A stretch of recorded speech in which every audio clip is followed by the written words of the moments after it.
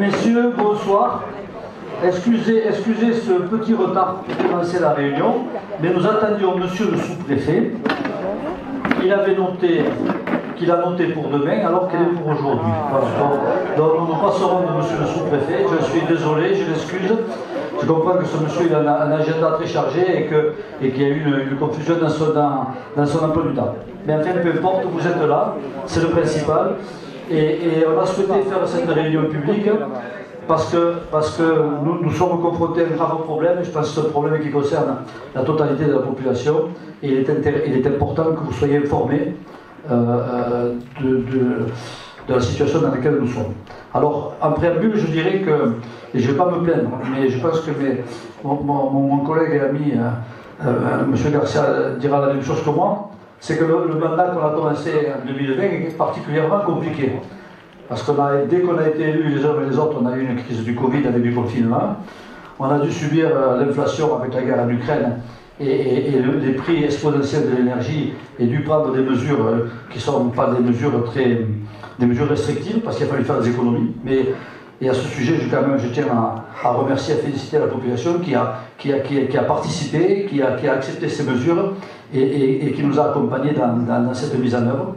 Et puis maintenant, nous sommes dans une situation où on a une sécheresse historique. Depuis l'année dernière, on a passé un été caniculaire terrible, et depuis l'année dernière, au mois de mars, il n'y a pratiquement pas plu, ou pas assez plu pour recharger nos nappes. Et les 4 gouttes qui tombent de temps en temps, c'est juste pour nous embêter, mais pas pour nous faire plaisir. Voilà. Donc, cette situation est grave, gravissime. Elle est d'autant plus grave qu'on est au mois d'avril, et une des conséquences de cette sécheresse, c'est, vous l'avez tous vécu avec moi, c'est l'incendie que nous avons eu à Cerbère, qui a été un incendie terrible. C'est plus de 1100 hectares de végétation qui sont partis en fumée. Et ce sont des feux importants que d'habitude on a après l'été ou pendant l'été, mais rarement au mois d'avril, jamais au mois d'avril. Donc on a beaucoup d'avance, on a très peur, en tout cas moi le maire que je suis, j'ai très peur par rapport à cet été. J'espère qu'on n'aura pas des imprudents ou des fous qui nous mettent le feu, parce qu'on sait aussi que 90% des incendies sont d'origine humaine, souvent par des maladresses, par des incivilités, parce que les gens ne font pas attention, par un mégot qu'on jette, etc., etc. Mais les conséquences sont terribles. 1000 hectares, 600 personnes mobilisées, je pense qu'on est au-dessus de 3 millions ou 4 millions d'euros de coûts de cet incendie. Avec des conséquences, je ne vous invite pas à les faire les curieux, mais si vous avez l'occasion de passer à Cerbère, vous verrez avec des conséquences terribles, puisqu'il y a des maisons qui ont failli brûler, avec le feu qui était aux portes des maisons, dans les jardins, et avec un affolement de la population, on le comprend, très stressé. Mais ce n'est pas le sujet de ce soir, mais même si ça en fait partie, le sujet de ce soir, c'est l'eau. Donc j'ai demandé à M. Garcia, avec qui on partage la vice-présidence de la communauté des communes, et qui est le président des Nappes, mais il se présentera, de venir, avec M. le sous-préfet, mais il n'est pas là, de venir nous détailler la situation, pour qu'on ait de l'information. Donc je vais lui passer la parole. Il est venu avec un technicien, donc je pense que vous aurez des éléments assez précis par rapport à la situation. Bien sûr, le micro circulera, vous pourrez poser des questions. Et puis, on attendra l'arrêté de monsieur le préfet qui doit arriver demain, je crois, c'est ça? Fin de semaine. Avant le 30 avril. Voilà. Donc il y a plusieurs réunions qui sont en cours. Moi, j'ai assisté à pas mal de réunions. Et je pense que tous les secteurs d'activité ont été consultés, que ce soit les hôteliers, les campeurs, enfin les campings, l'UVPO, l'Union des villes portuaires, les agriculteurs bien entendu qui sont en première ligne.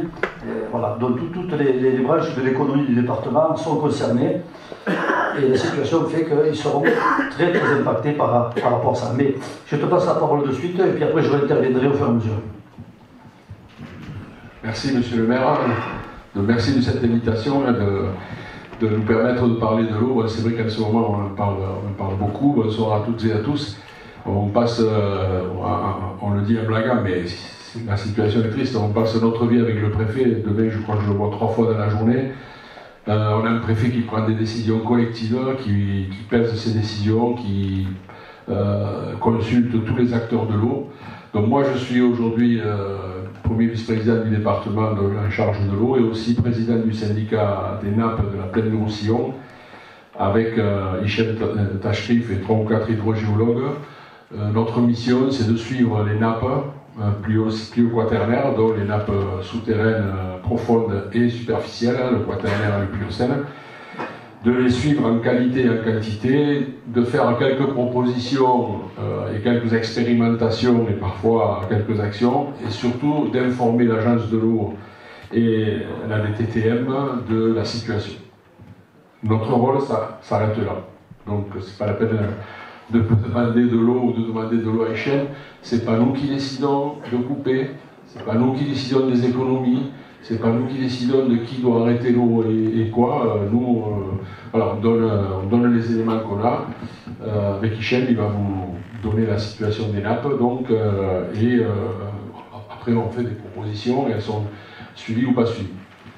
Ce qu'il faut savoir aujourd'hui, c'est que c'est une situation historique que nous sommes en train de vivre. Si on n'avait pas eu, je le mets à part, comme ça ne viendra pas brouiller les pistes, si on n'avait pas eu les 28 mm il y a un mois, qui ont un peu atténué, tous les records sont battus. La pluviométrie, la faible pluviométrie depuis 100 ans, c'est-à-dire il est tombé 160 millilitres, normalement on est sur des 460, c'est-à-dire il est tombé la même eau qu'en Andalousie.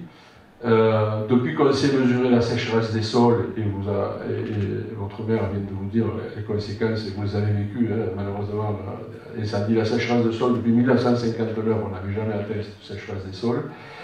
Le niveau des nappes pliocènes et quaternaires, et je vais me permettre de faire une petite parenthèse sur le pliocène, n'ont jamais été aussi basses depuis qu'on les mesure une quarantaine d'années. Le niveau des cours d'eau, je vous donne un chiffre sur le Tech, qui est le fleuve qui vous est le plus proche. À cette période, le Tech, il débite 11 mètres cubes seconde. Aujourd'hui, il est à 500 litres seconde. Voilà, c'est le piège. Voilà, c'est au niveau d'Elne, peut-être à la moyenne un peu plus, mais enfin, au niveau d'Elne, il est à 500 litres seconde. Habituellement, il est autour de 10 mètres cubes. Voilà, tout est à l'avenant. Je fais une parenthèse parce que jusqu'à présent, et avec une sécheresse, j'ai envie de dire, simple, une sécheresse normale pour un département comme le nôtre, on avait mis en place, élaboré des sages des PGRE pour préserver la nappe pliocène. La nappe pliocène, c'est la nappe profonde, qui est une nappe captive, sous pression, fossile, bon, très peu connectée avec la nappe quaternaire, bref. C'est celle qui équilibre l'eau salée et l'eau douce, en bordure côtière. On vous expliquera tout ça beaucoup plus techniquement. Et aujourd'hui, on s'aperçoit, parce qu'il y avait des vieux forages pliocènes, des vieux forages qui foraient dans le pliocène, qui ont été arrêtés ou limités par l'agence de l'eau pour préserver. En gros, je vous fais une image pour que ce soit plus simple. L'hydrogéologue vous l'expliquera beaucoup plus techniquement, mais en gros, c'est un trésor qui nous vient des ancêtres, de l'histoire, cette nappe pliocène. Chaque génération prélève ce qu'elle doit prélever, pas plus, et elle laisse pour les générations futures. Aujourd'hui, nous, on pique ce que les générations anciennes n'ont pas pris, et on prend ce que les générations futures n'auront pas, si on ne fait pas gaffe. Et aujourd'hui, ce qui se produit, c'est qu'on a des forages dans le pliocène, qui ont été ou stoppés par les collectivités, d'ailleurs, beaucoup, c'est pas des particuliers, généralement, c'est souvent ou des collectivités, ou quelques gros agriculteurs, ou de l'industrie. Et donc, ces forages existent, ils étaient peut-être mis en sommeil pour certains, aujourd'hui, il n'y a pas d'eau, on voit les cultures crever, on voit nos pelouses crever, on a tendance à y aller, à plonger dedans, et nous, ce qu'on a constaté ces derniers temps, c'est que les piézomètres, c'est-à-dire ce qui nous permet de mesurer les nappes, sont en train de plonger aussi dans le pliocène. C'est-à-dire qu'il faut qu'on soit, malgré la crise, malgré les craintes, malgré le contexte anxiogène, il ne faudrait pas que, pour se sauver maintenant, on provoque une mini-catastrophe écologique dans quelques années. Je referme la parenthèse sur le pliocène, mais ça me paraissait important de le dire parce que dans la crise ambiante, on ne s'en préoccupe pas beaucoup de ce nappe. Et il faut quand même qu'on y pense. Parce qu'elle est précieuse pour plein de choses. Alors, elle peut me faire rentrer le biseau salé, c'est-à-dire l'eau de mer qui rentre dans l'eau douce, et ensuite c'est pratiquement irréversible, donc il faut ensuite amener de l'eau douce mélangée au forage. Voilà, la situation elle est vraiment très grave. Et le préfet, moi je ne préjuge pas de ce qu'il va annoncer, mais il nous consulte très régulièrement, je vous dis, il consulte les élus, le monde agricole, etc. Et je pense que samedi, il prendra une décision qui sera très très très grave et très lourde à assumer. Enfin, voilà, j'aimerais pas être à sa place samedi, mais je pense qu'il va décréter le niveau de crise. Il fait tout pour éviter de le décréter parce qu'il demande à tout le monde de faire des économies. Alors, on s'est réunis plusieurs fois. Alors, les Aqua City, Aqualand disent on va économiser 10 000 mètres cubes, les campings 100 000 mètres cubes, etc. Mais aujourd'hui, les prélèvements dans la nappe, c'est 81 millions de mètres cubes. Donc, vous voyez, bon, tout fait ventre, hein, comme on dit en catalan, tout sert, tout est utile pour essayer de passer l'été. Alors voilà, moi je crois qu'on a un débat important ce soir, enfin, en tout cas c'est le mandat qu'on reçoit un peu de la préfecture et tout ça, c'est comment on va passer l'été, parce qu'on en est là, comment on va passer l'été, parce que s'il ne pleut pas, aujourd'hui, on est à l'abri, quelques-uns d'entre nous sont à l'abri pour l'eau potable et tout, mais s'il ne pleut pas, moi je ne garantis pas qu'en juillet, on y soit à l'abri. Surtout sur ceux qui ont que du quaternaire, ceux qui ont que des nappes superficielles, ceux qui ont du pliocène, peut-être. Voilà, donc, comment on passe l'été pour avoir un minimum d'eau pour tout le monde, Et deuxièmement, quelles leçons on tire de ce qu'on vient de vivre, et est-ce qu'il y aura un avant et un après 2023 voilà, et quelles leçons on tire, quels investissements collectivement il faut faire, combien l'État se mouille, etc. Parce que bon, oui, on parlera des rendements de réseau dans les communes, mais avec la communauté de communes, on a fait un quartier de chez moi qui est la ville basse, qui n'est pas le plus grand quartier, ça coûtait 800 000 €. Donc de faire les rendements de réseau, c'est pas donné. Hein. On économise beaucoup d'eau, mais c'est pas donné. Puis bon, comment on stocke l'eau, comment on l'économise, comment on la maille. Il y a plein de propositions, elles sont coûteuses, mais peut-être que là il faut s'y mettre. Et voilà. Et comment on fait les uns et les autres, comment on peut économiser de l'eau autour de nous pour essayer qu'on sauve l'essentiel, c'est-à-dire au moins les productions agricoles nourricières et l'outil de travail là, qui est le verger, la vigne. Voilà, parce que quand on perd une récolte de salade, c'est triste, c'est regrettable, mais si on perd le verger ou si on perd la vigne, là c'est la catastrophe.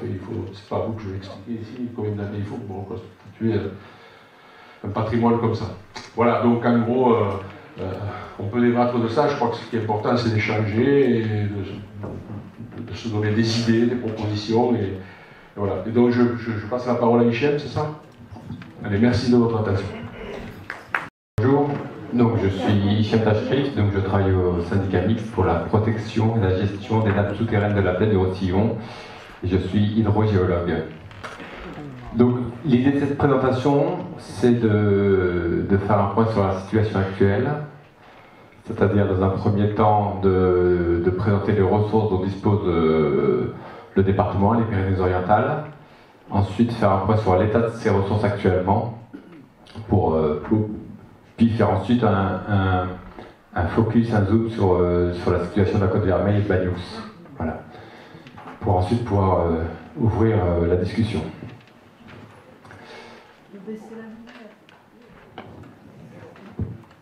Je sais pas faire ça.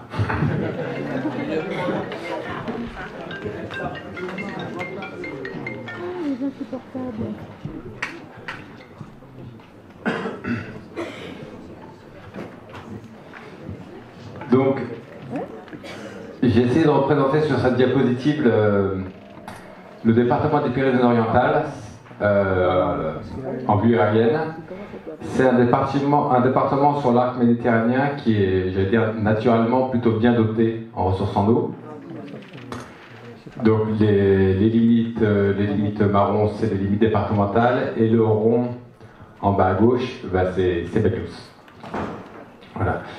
Donc je disais que ce département est naturellement plutôt bien doté, au pied des Pyrénées. Donc il y a 3 fleuves côtiers principaux qui quasiment naissent et meurent dans le département, donc au sud de Tech, la Tête et la Guye au nord, donc qui a une partie de son bassin versant dans l'Aude.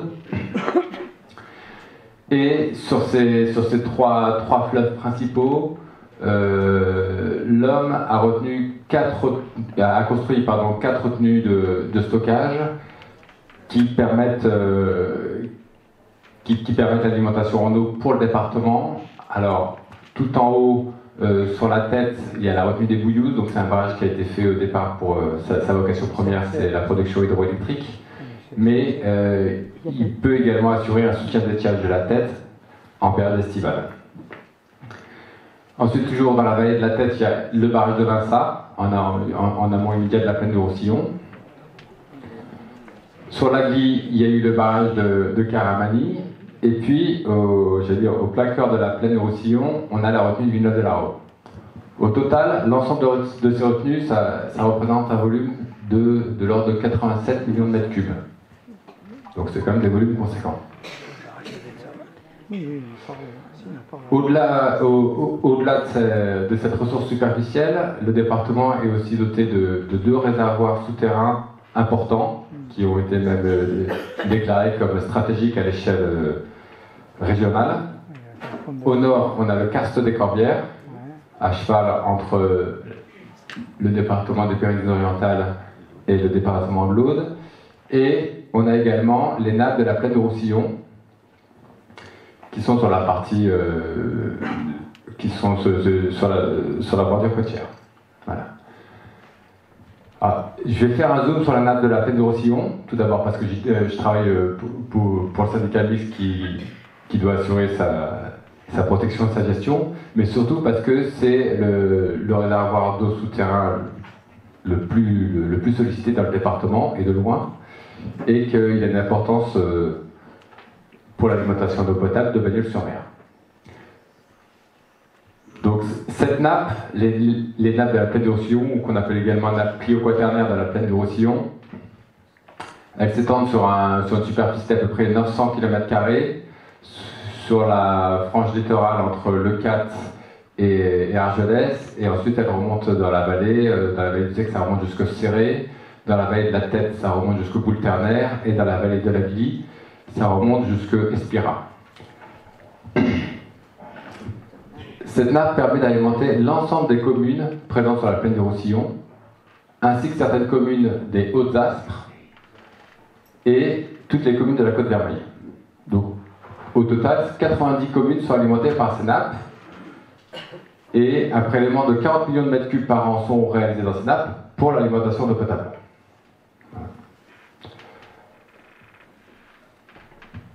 L'alimentation d'eau potable, ça représente à peu près 430 000 habitants à l'année, sans prendre en compte la population touristique. Donc, 50% des prélèvements dans ce nappe sont faits pour l'alimentation d'eau potable des populations. Pour le reste, le deuxième gros prélèvement, c'est les prélèvements pour l'irrigation agricole, qui représentent 40% des prélèvements dans ces nappes. Et ensuite viennent les prélèvements des forages domestiques, pour 6%, et le prélèvement pour les industries du loisir, les campings et les aqualandes, et enfin l'industrie à peu près au même niveau que l'industrie du loisir. Alors, il faut savoir que dans ces 50% pris pour l'eau potable, il y a également l'alimentation d'eau potable des estivants. Voilà. Donc 81 millions de mètres cubes prélevés, si on confronte ça à ce que je vous ai présenté tout à l'heure sur les retenues superficielles, c'est à peu près le même ordre de grandeur. C'est-à-dire que ce qu'on prend dans les nappes de la plaine de Roussillon, ça correspond à la somme de la retenue de Villeneuve-de-la-Rowe, de Caramani, de Vinça et des Bouillouses, à peu de choses près. Alors, très rapidement, un mot quand même sur le fonctionnement de ces nappes. Donc, la plaine de Roussillon, c'est un bassin sédimentaire qui s'est rempli au fil des âges géologiques par des terrains perméables, type sable et gravier, et des terrains beaucoup moins perméables, type silt, argile. Donc en fait, on n'a pas une grande nappe, mais on a une sorte de millefeuille avec des lentilles sableuses ou graveleuses gorgées d'eau, plus ou moins isolées entre elles, ou plus ou moins connectées entre elles, par des niveaux argileux, peu perméables. Voilà. Donc quand on fait un forage jusqu'à 200 mètres de profondeur, on aura 3 mètres de sable, 10 mètres d'argile, 4 mètres de sable, 20 mètres d'argile, etc. C'est une succession comme ça de terrains qu'on trouvera. C'est un système relativement complexe, et dans ce système complexe, on distingue vraiment deux unités principales, deux nappes principales. Sur la partie... Alors, est-ce que la souris fonctionne là? Ouais. Non, elle n'apparaît pas sur l'écran. Sur la partie vraiment proche de la surface, on a ce qu'on appelle les nappes quaternaires. Donc ce sont les nappes alluviales, les nappes en lien, l'eau qui est présente entre les grains de sable déposés par les cours d'eau récemment. Donc ce sont des nappes peu profondes, en lien fort avec les cours d'eau, en lien fort avec les eaux superficielles d'une manière générale, notamment avec les canaux également. Et ces nappes, on les trouve généralement quand on creuse on peut trouver l'eau assez rapidement, en temps normal, à 4-5 mètres, et elles vont généralement jusqu'à 10 à 15 mètres de profondeur. Après, on trouve de l'argile, et en dessous de ces premières nappes, on trouve ce qu'on appelle les nappes pliocènes, donc ils sont naturellement protégés par cette couverture argileuse imperméable, qui elle fait 150 mètres de profondeur à peu près, d'épaisseur, pardon, et elles sont naturellement mieux protégées que les nappes quaternaires, et donc moins sensibles aux aléas climatiques, aux sécheresses, et moins sensibles également à la pollution. Voilà. Si on regarde une carte géologique simplifiée, on a ici en jaune les nappes quaternaires, donc qui sont dans les principales vallées, au nord l'Agly, au centre la Tête, et puis au sud on a les alluvions du Réard et du Tech, donc ça c'est les nappes quaternaires, et en dessous, sur l'ensemble de la plaine, on a les nappes pliocènes qu'on voit apparaître ici en rouge ou marron. Voilà.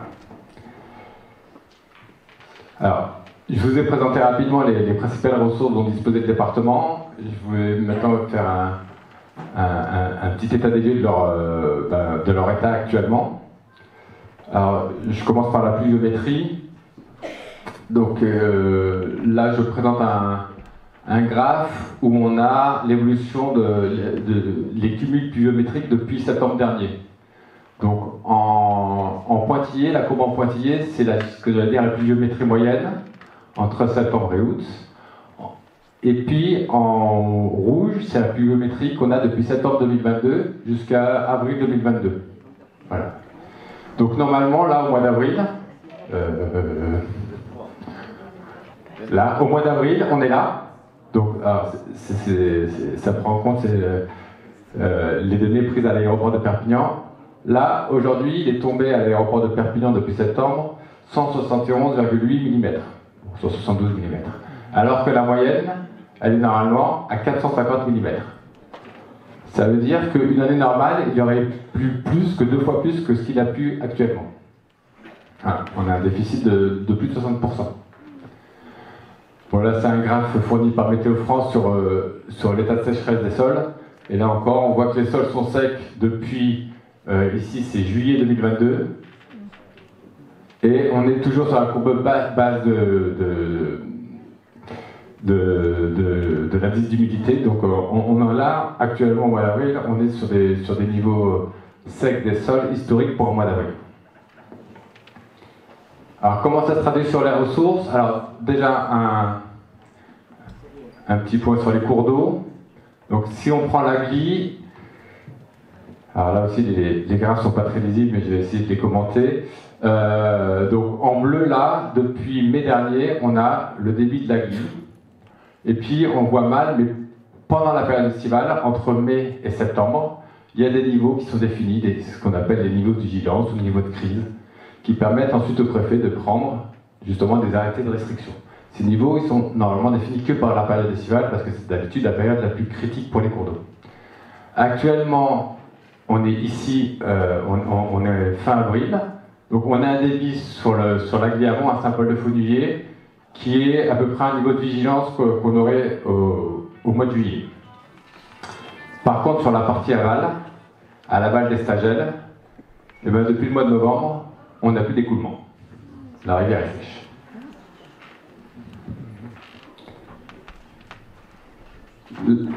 Là, c'est la même chose sur la Tête. Donc la Tête à l'amont du barrage de Massa, on a actuellement des débits ici qui correspondent à peu près à des niveaux d'alerte, voire d'alerte renforcée en période estivale. Alors que normalement, le mois d'avril, c'est le mois de la fonte des neiges, et c'est là où les débits sont les plus importants. Et sur la partie aval de Vinçal, les débits sont très contraints.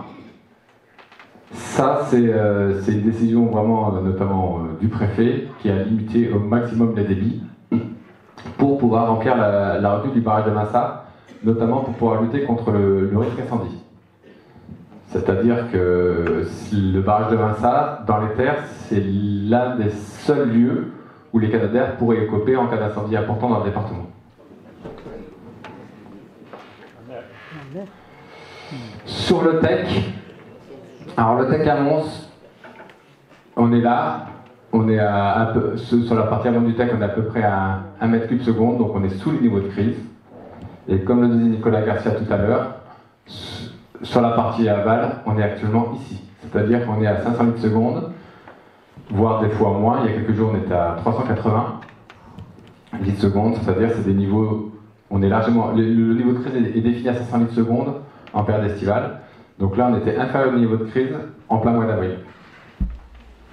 Ce qu'on note, c'est que depuis et ça c'est valable pour l'ensemble des graphiques, hein, là, on part d'une situation en avril-mai 2022 correcte, justement parce qu'on a eu un printemps plutôt pluvieux, plutôt humide, j'allais dire plutôt normal. On a une baisse des débits pour la période estivale, ce qui est assez normal également et assez courant, même si l'année dernière on a atteint vraiment des débits extrêmement bas. Mais par contre, on n'a eu aucune recharge en hiver, à l'automne, et aucune recharge en hiver. Un point sur les retenues d'eau. Alors, tout en amont de la tête, il y a donc le barrage des Bouillouzes. Il peut contenir 18 millions de mètres cubes. Actuellement, il est entre 5 et 6 millions. D'habitude, ce barrage il se remplit grâce à la fonte des neiges. Là, la fonte des neiges est à peu près terminée sur le massif du Granit. Et les projections les plus optimistes estiment qu'au mois de juillet, on pourrait avoir 9 millions de mètres cubes, donc ça dépendra des orages là-haut. On pourrait avoir 9 millions de mètres cubes dans la retenue.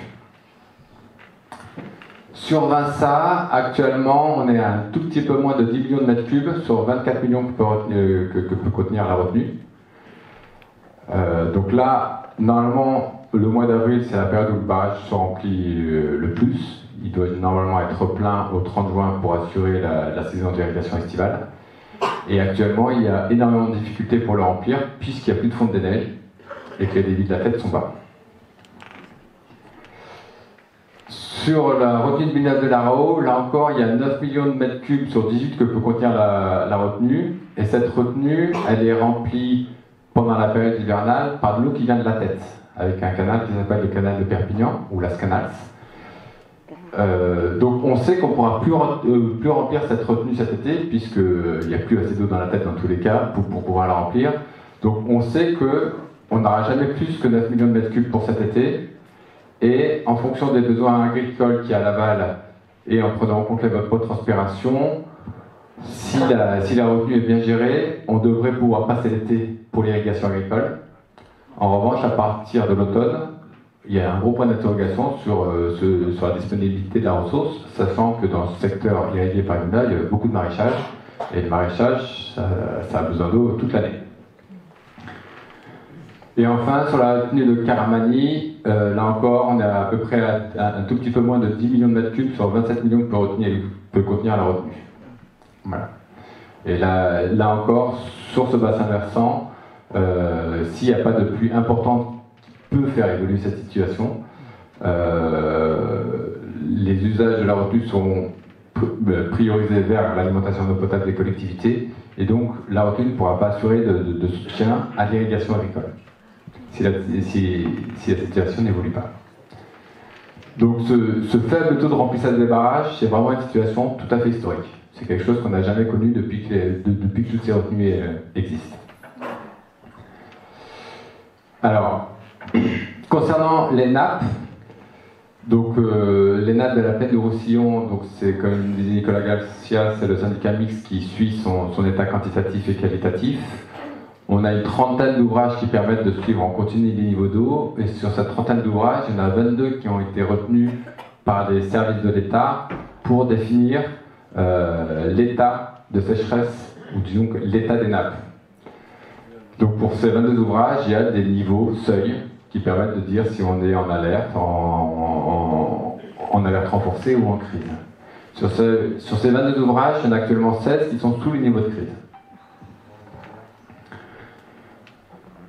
Je ne parle pas du karst qui a des prélèvements limités, mais là aussi le karst, c'est la situation la plus basse qu'on ait eue depuis la sécheresse de 2007-2008.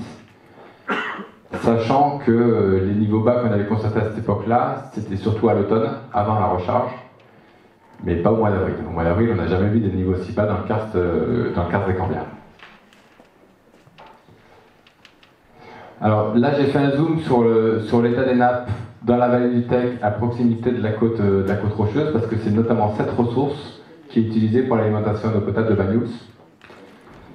Donc tout à l'heure, je vous ai parlé du débit du Tech. Là, maintenant, je vous montre l'évolution des niveaux des nappes. Alors, en haut à gauche, c'est une évolution des nappes quaternaires. Donc, c'est les nappes, je vous le rappelle, qui sont peu profondes et qui sont en lien fort avec le Tech.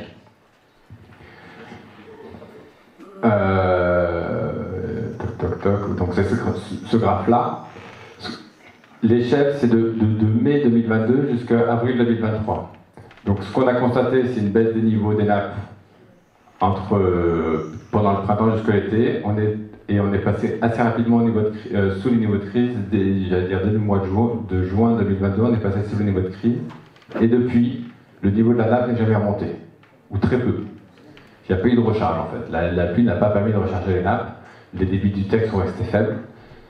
Et là, ce qu'on note maintenant depuis la fin du mois de mars, c'est une baisse assez significative du niveau des nappes quaternaires. Donc on décroche complètement par rapport aux courbes de référence qui permettent de définir l'état de la ressource pour le préfet. Donc là, on décroche depuis un mois.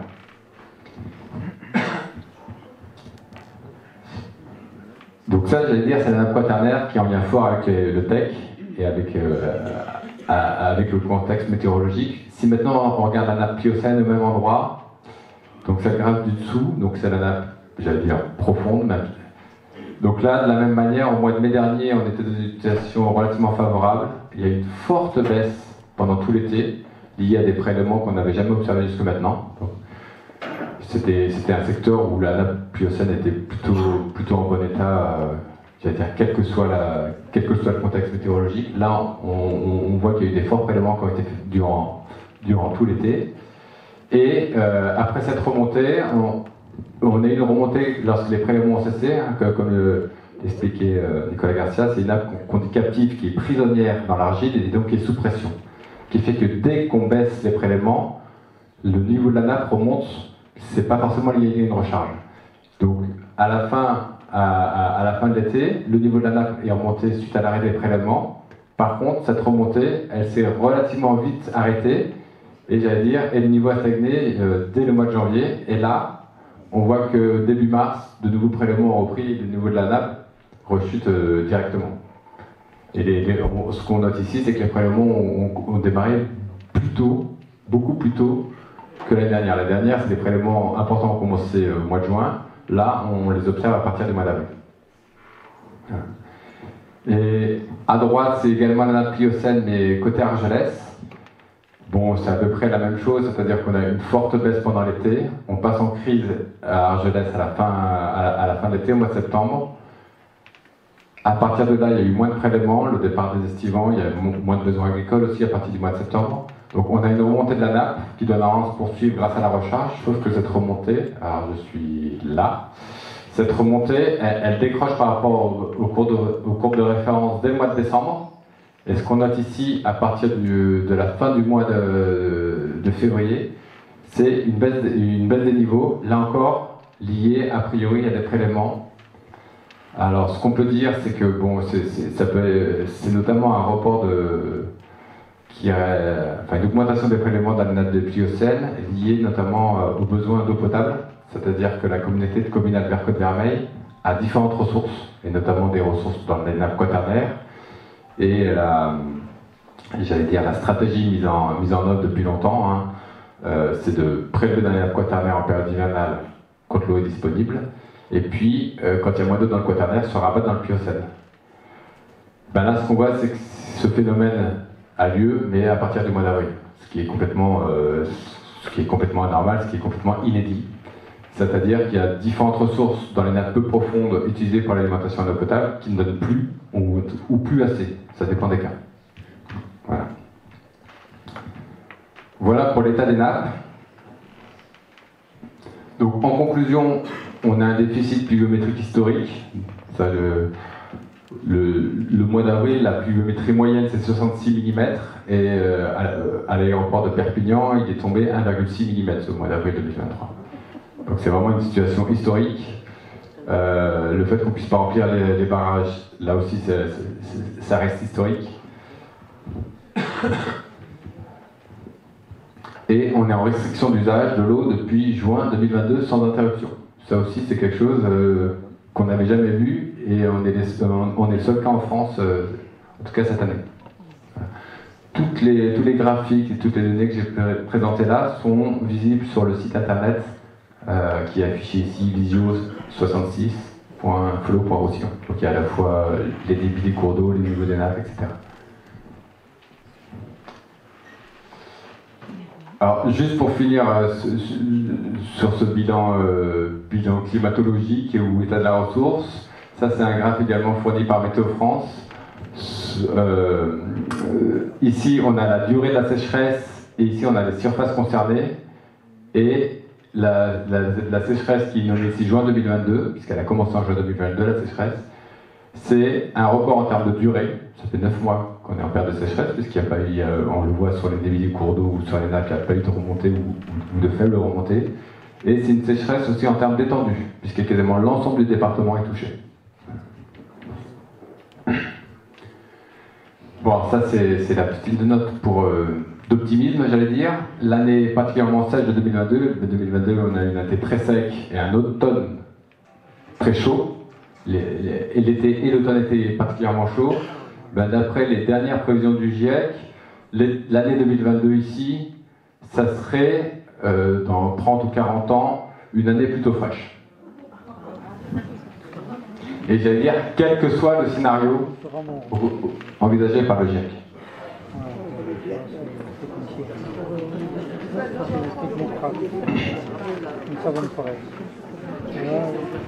Alors là, je fais un petit zoom sur la situation de la Côte Vermeille, et notamment l'alimentation en eau potable de la Côte Vermeille. C'est pas très lisible, je m'en excuse, mais c'est un zoom de la carte. Donc ici, en bleu, on a le TEC, et puis c'est une carte avec les limites communales, donc là, en grand, la grande commune Sergelès, et la grande commune ici, c'est Banyuls. Toute la Côte Vermeille est alimentée essentiellement, j'allais dire, par les nappes pluvio-quaternaires. La communauté de communes Albert Côte Vermeille et les Berris a réalisé un gros travail, j'allais dire, d'interconnexion des ressources et d'interconnexion des points de prélèvement. Ce qui fait que de l'eau prélevée à Montesco peut alimenter Cerbère. Donc actuellement, j'allais dire, en année normale, les 4 communes de la Côte Vermeille, pour l'alimentation en eau potable, c'est un peu moins de 2 millions de mètres cubes prélevés chaque année. Ces 2 millions de mètres cubes, ils sont prélevés essentiellement dans les nappes pluvio-quaternaires, puisque les ressources locales, c'est 150 000, c'est même un peu moins, c'est plutôt 130 000. 130 000 mètres cubes qui sont prélevés localement, tout le reste vient de la nappe pluvio-quaternaire.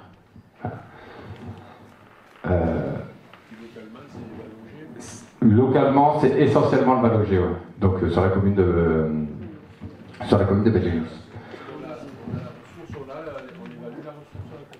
Alors actuellement, la ressource du Vallogé fonctionne. Il n'y a pas d'anomalie constatée. En plus, vous avez été privilégié le week-end dernier, puisqu'il est tombé entre 5 et 10 mm sur la Côte Vermeille, quand il est tombé 1 mm à Perpignan. Donc ça a dû quand même aider la source du Vallogé, mais pour l'instant la source du Vallogé fonctionne, mais ça reste quand même des débits limités par rapport aux besoins de l'ensemble de la Côte Vermeille. Ce qu'on peut noter également, c'est qu'une grosse partie de l'alimentation de ce territoire provient normalement de ce qu'on appelle des nappes quaternaires. Donc il y a un drain qui passe sous le TEC, qui permet de pomper l'eau du TEC au travers le filtre alluvial. Ça, c'est quasiment la moitié de l'eau qui permet l'alimentation de la Côte Vermeille en temps normal. Et ensuite, il y a des forages faits dans les nappes alluviales, dans les nappes quaternaires, notamment sur la commune d'Aisne, qui permettent également l'alimentation de la côte d'Arrée. Actuellement, au vu du débit du Tech, et comme ça a été déjà le cas l'été dernier, le drain sous Tech prend plus de 2 fois moins que ce qu'il prend habituellement. Et on peut penser, pour l'instant c'est pas le cas, mais que la ressource quaternaire à elle diminue également cet été. Donc, comme je le disais tout à l'heure, la communauté de communes Albert Côte d'Armey a plusieurs ressources, n'a pas mis ses œufs dans le même panier et surtout a réalisé un travail d'interconnexion de toutes ces ressources. Donc ce qu'on peut penser, notamment pour passer l'été, puisque c'était l'expression qu'a utilisée Nicolas Garcia, c'est qu'il y aura un fort report des prélèvements dans les nappes profondes du Pliocène pour pouvoir assurer l'alimentation d'eau potable. C'est ce qui a eu lieu pendant l'été 2022 et c'est ce qu'on constate depuis avril. Depuis avril de cette année, c'est un phénomène qu'on constate déjà. Voilà. J'en ai fini après, c'est des diapositives sur justement ce qu'on appelle les éco-gestes, etc. Mais je crois que la commune, vous vouliez également montrer les actions que vous faisiez. Oui, on va projeter. Donc, vous voyez que la situation est compliquée, c'est un mot faible, compliqué. Elle est très inquiétante. Donc, la commune de Bagnes-sur-Aisne, mais comme beaucoup de communes, on a rencontré monsieur le préfet à plusieurs reprises qui nous a demandé de mettre en place des plans d'économie d'eau à l'échelle de la commune. Donc qu'est-ce qu'on était en capacité de faire de manière à économiser de l'eau, essayer de le quantifier, de manière à participer à l'effort collectif par rapport à ça. Donc la ville de Bagnes-sur-Mer, elle s'engage sur plusieurs points. Alors des choses qui paraissent futiles, c'est mettre des réducteurs de pression à tous les robinets communaux. Et on me dit, alors moi je ne suis pas spécialiste, mais on me dit qu'on peut économiser jusqu'à 50% de l'arrivée d'eau.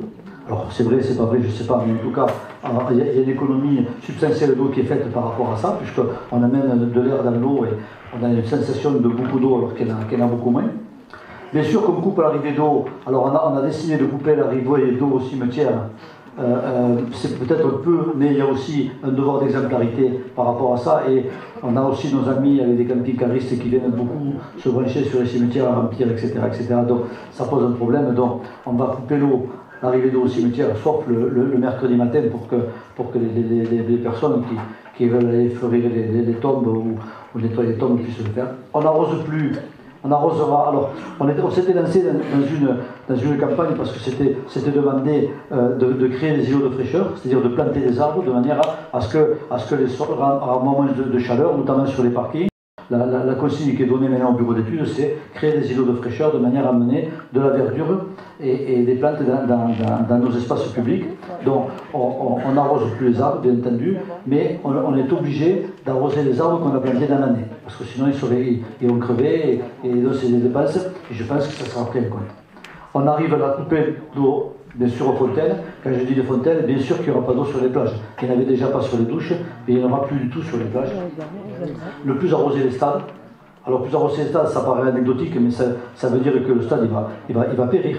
Voilà, ça veut dire qu'à un moment, il faudra le replanter. Et on parle de 100, 150 000, 200 000 euros pour replanter le stade. Voilà. Donc, c'est quand même, derrière ça, on retarde les échéances, même si notre stade n'était pas le plus vert du département, mais il existait. On coupe l'arrivée d'eau au ponton du port. Donc juste pour le port, j'ai fait une réunion avec le CNB et j'ai participé à plusieurs réunions. Donc l'eau des pontons les plus accessibles par les bateaux. Les personnes qui habitent dans les bateaux ou qui vont faire une croisière, ils vont à la Capitaine-Henri, on leur remplira leur réserve d'eau, mais après le ponton sont coupés. Donc bien sûr c'est une interdiction de laver les bateaux à l'eau douce. C'est aussi une interdiction également pour les professionnels et les loueurs. Donc personne ne peut laver son bateau avec de l'eau douce.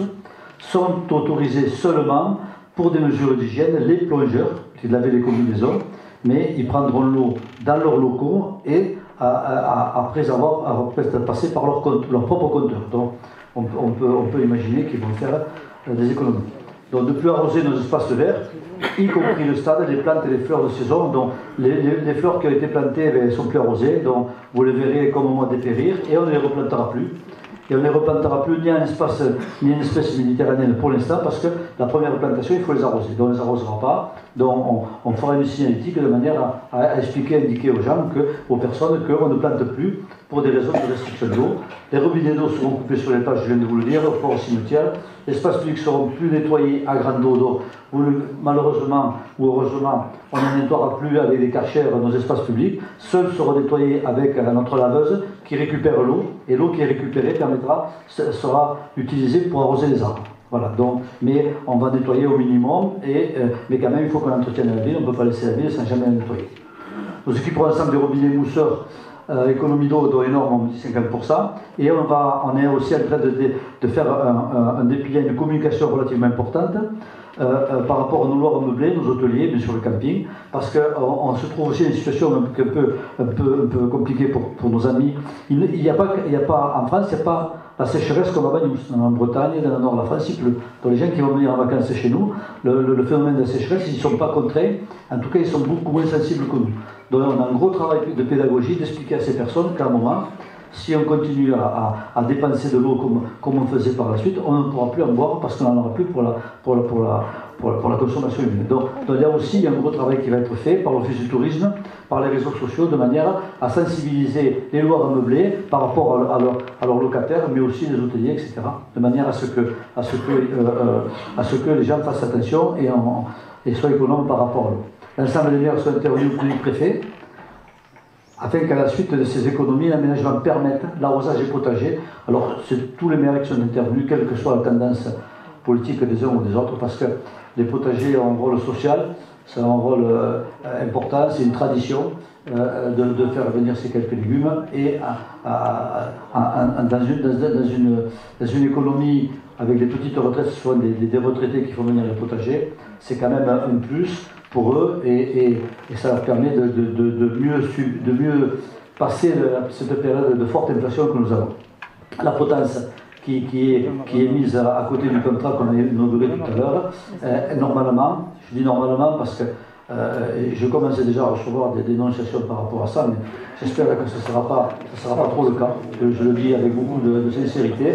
La potence, elle est issue d'un forage.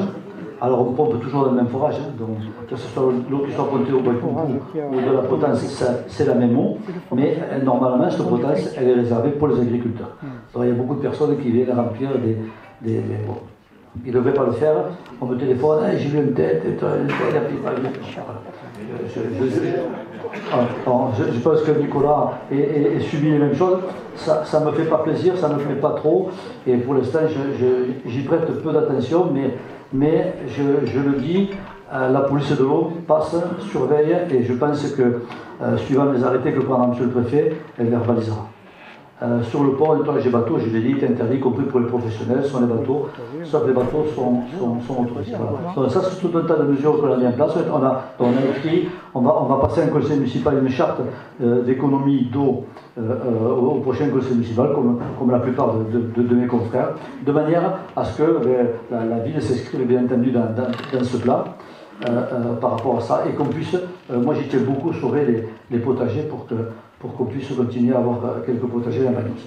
Voilà. Le but de cette réunion, c'est de bien sûr discuter la situation, mais le micro va circuler, je vais vous le faire circuler pour que vous puissiez poser toutes vos questions. On peut s'interroger, je pense que vous ne manquerez pas de le faire, comment on est arrivé là, pourquoi on n'a pas prévu, pourquoi on n'avait pas prévu, qu'est-ce que vous avez fait, que vous avez fichu, en fait c'est pas normal, etc.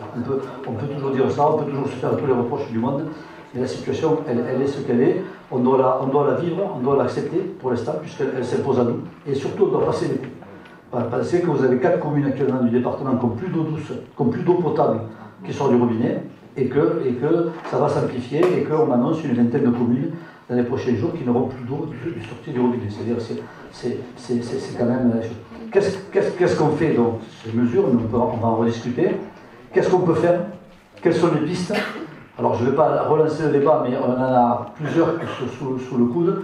Il y a eu des essais de désalination d'eau de mer, voilà, qui ont été faits à Port-Vendre. Quelques élus y ont été. Ça paraît la solution fantastique, mais ce n'est pas. Et il y a le revers de la médaille, c'est qu'on rejette de l'eau sur notre mer, et que quand on prend l'exemple de Barcelone, qui ont beaucoup désalinalisé de l'eau, ils ont détruit toute la végétation, la faune et la flore autour de leur ville, et ils ont reproduit une catastrophe écologique. Donc pourquoi pas, mais en tout cas d'une manière très, très limitée, et avec moi je ne suis pas très favorable, pour tout vous dire, avec un avis des scientifiques qui nous accompagnent sur cette démarche-là.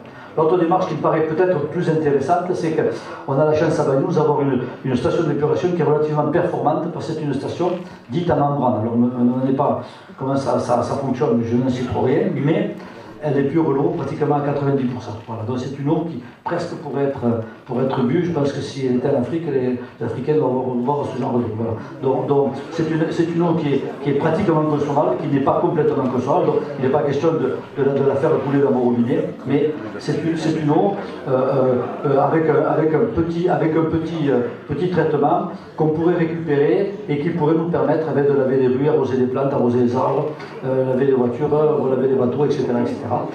En tout cas des usages qui ne soient pas des usages domestiques d'eau, en sachant que j'ai interrogé la communauté de communes à ce sujet. Alors vous savez que nous avons une station d'épuration qui est au Troc, qui est relativement loin, mais l'émissaire de rejet est pratiquement derrière le port. C'est l'ancienne station d'épuration pour les Bagnolins qui est en contrôle de la route, qui est un peu toute mal foutue, mais l'émissaire qui part rejeter l'eau en mer, il me semble qu'il part d'ici. Donc on pourrait, et je pense qu'on est en train d'y travailler, on pourrait brancher une déviation d'une partie de l'eau qu'on rejette à la mer, de manière à l'amener au moins au port, pour qu'on puisse s'en servir sur certains usages. Voilà, c'est pas encore fait, ça demande des autorisations, parce que dans la légalité, on n'a pas le droit de le faire. Ça demande des efforts, ça demandera certainement à un moment de modifier la loi pour tout un tas d'autres situations, mais je crois qu'on jette 900 000 litres d'eau à la mer sur Bagnols à peu près pendant l'été, et c'est au moment où on a le plus besoin d'eau, c'est là où on l'épure et on la jette à la mer. Voilà, donc je pense qu'on ne peut pas toute la récupérer, je pense qu'on ne peut pas toute la mettre dans les nappes, parce qu'il y a un problème de pollution, et les scientifiques vous expliqueraient mieux que moi qu'il faut qu'il y ait une certaine partie d'eau naturelle qui accompagne cette eau qui va aller dans les nappes, mais je pense qu'on peut s'en servir sur certaines choses. Quand j'entends parler le maire d'Argès, il me dit on jette 2 millions de mètres cubes d'eau à la mer au pic de la saison, alors qu'on a besoin de 2 millions de mètres cubes d'eau. Donc aussi, il y a tout ça. Donc tout ce que je suis en train de vous dire, c'est que les techniciens, je pense les maires, les politiques, les gens engagés, Nicolas, qui s'occupe particulièrement des nappes, sont très inquiets, très soucieux, travaillent beaucoup par rapport à amener des solutions, mais pas n'importe quelle solution. Je reviens sur la désalinisation, moi je pense qu'on n'est pas prêt, et qu'il faut être aussi, il ne faut pas tomber non plus dans la vraie fausse bonne idée, qui en vérité, derrière, cache des trucs. Donc, on va parler, moi je vous invite à poser des questions sur ce qu'on fait actuellement et comment on peut se projeter dans l'avenir, quelles sont les pistes d'amélioration et de progrès qu'on peut faire. Mais moi je pense qu'il y a une grande partie d'eau qui est rejetée en mer de nos stations d'épuration qui peut être réutilisée. En Espagne ils le font, je pense qu'en France le chiffre c'est 1% de l'eau qui est réutilisée des stations d'épuration. En Espagne ils sont au-dessus de 10%. Je pense que beaucoup d'entre vous, moi y compris, de temps en temps, on va acheter des légumes en Espagne, ils sont tous arrosés de l'eau de station d'épuration, personne n'est mort. Voilà. Donc il y a quand même peut-être des règles ou le principe de précaution. Et je suis pas quelqu'un en va en guerre pour mettre les gens en danger, mais je pense qu'il y a quelques principes de précaution qui nous appartiendra avec les scientifiques, avec les techniciens, peut-être de revoir d'une manière qui nous permette de pouvoir continuer à vivre. Et j'ai une dernière remarque à vous faire, parce que je trouve qu'elle était assez... Elle ne m'a pas fait rire, pas du tout, mais elle est très représentative. On a fait une conférence avec les préfets d'ailleurs, et il y avait Gilles Leboeuf, que tout le monde connaît ici, qui est ancien directeur du laboratoire agro, qui a été directeur du muséum à Paris, et qui à ce titre recevait des délégations. Il recevait une délégation d'habitants de l'Inde, je ne parle pas des Indiens, d'habitants de l'Inde, et qui venaient visiter. Et quand il leur faisait visiter la ville, ces personnes lui disaient mais c'est quoi ces piquets rouges qu'on voit de temps en temps dans les rues? Et il a dit c'est des bornes d'incendie. Et il dit mais vous éteignez les feux de l'eau potable. Donc pour vous dire la différence des mondes. dans lequel on est, et dans le confort dans lequel on est et qu'on vit. Et ça m'amène à moi vous dire simplement que il va falloir qu'on commence les uns et les autres à avoir le geste un peu différent et peut-être vivre un peu différemment et peut-être imaginer que l'eau des toilettes soit faite de l'eau potable et que peut-être l'eau des légumes elle part pas de suite dans l'égout et elle va servir pour arroser ou que je sais. Chacun y trouvera son petit geste. Ça me fait beaucoup penser à cette démarche qu'on a mis en place, notamment sur la campagne qu'on a fait sur le plastique, la non-prolifération du plastique, etc. Et c'est vrai que quand on regarde des images où on voit ces mers de plastique et du plastique partout dans tous les pays, on a envie de baisser les bras. Et moi j'ai envie de vous dire, c'est le petit geste coutumier de chacun qui se baisse, qui ramasse la bourse, qui ramasse le gobelet, qui le met à la poubelle et qui fait que quelque part on avance. Voilà. C'est un peu le message que je voulais vous faire passer, mais je vais vous faire passer surtout le micro pour vous écouter.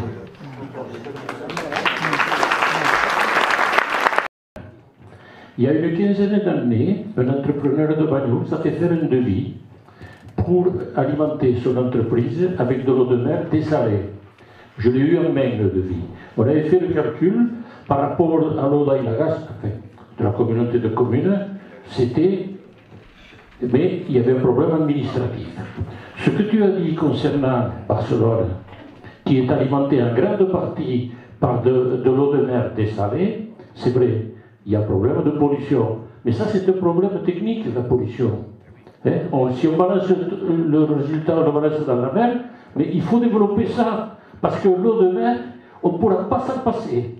L'eau de mer, c'est ni plus ni moins que l'eau de pluie qui a été évaporée et qui nous revient par la pluie. Donc, d'évacuer le problème de l'eau de mer me paraît quelque chose qui manque de profondeur. Et il y a un problème de recherche à faire. Mais je le dis à M. Garcia, parce que j'apprécie son article sur de l'eau dans le département. Il faut pas à l'époque, quand Grégory, moi j'étais en activité, j'étais copain avec l'ingénieur qui a fait toutes les réserves du département. Quand Grégory a dit on va faire des barrages, tout le monde a gueulé dans le département. Que c'était pas nécessaire, que c'était de la connerie, qu'il fallait faire. Bon. Et puis maintenant, on est bien content de les avoir. Voilà, c'est tout. Merci. Et bravo pour cette réunion.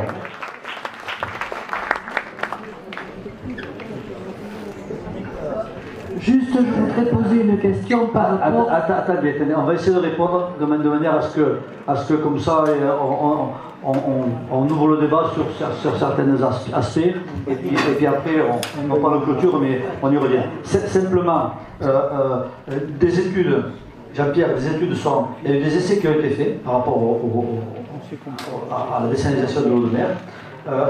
Actuellement, les résultats sont mi-figue, mi-raisin par rapport à ça.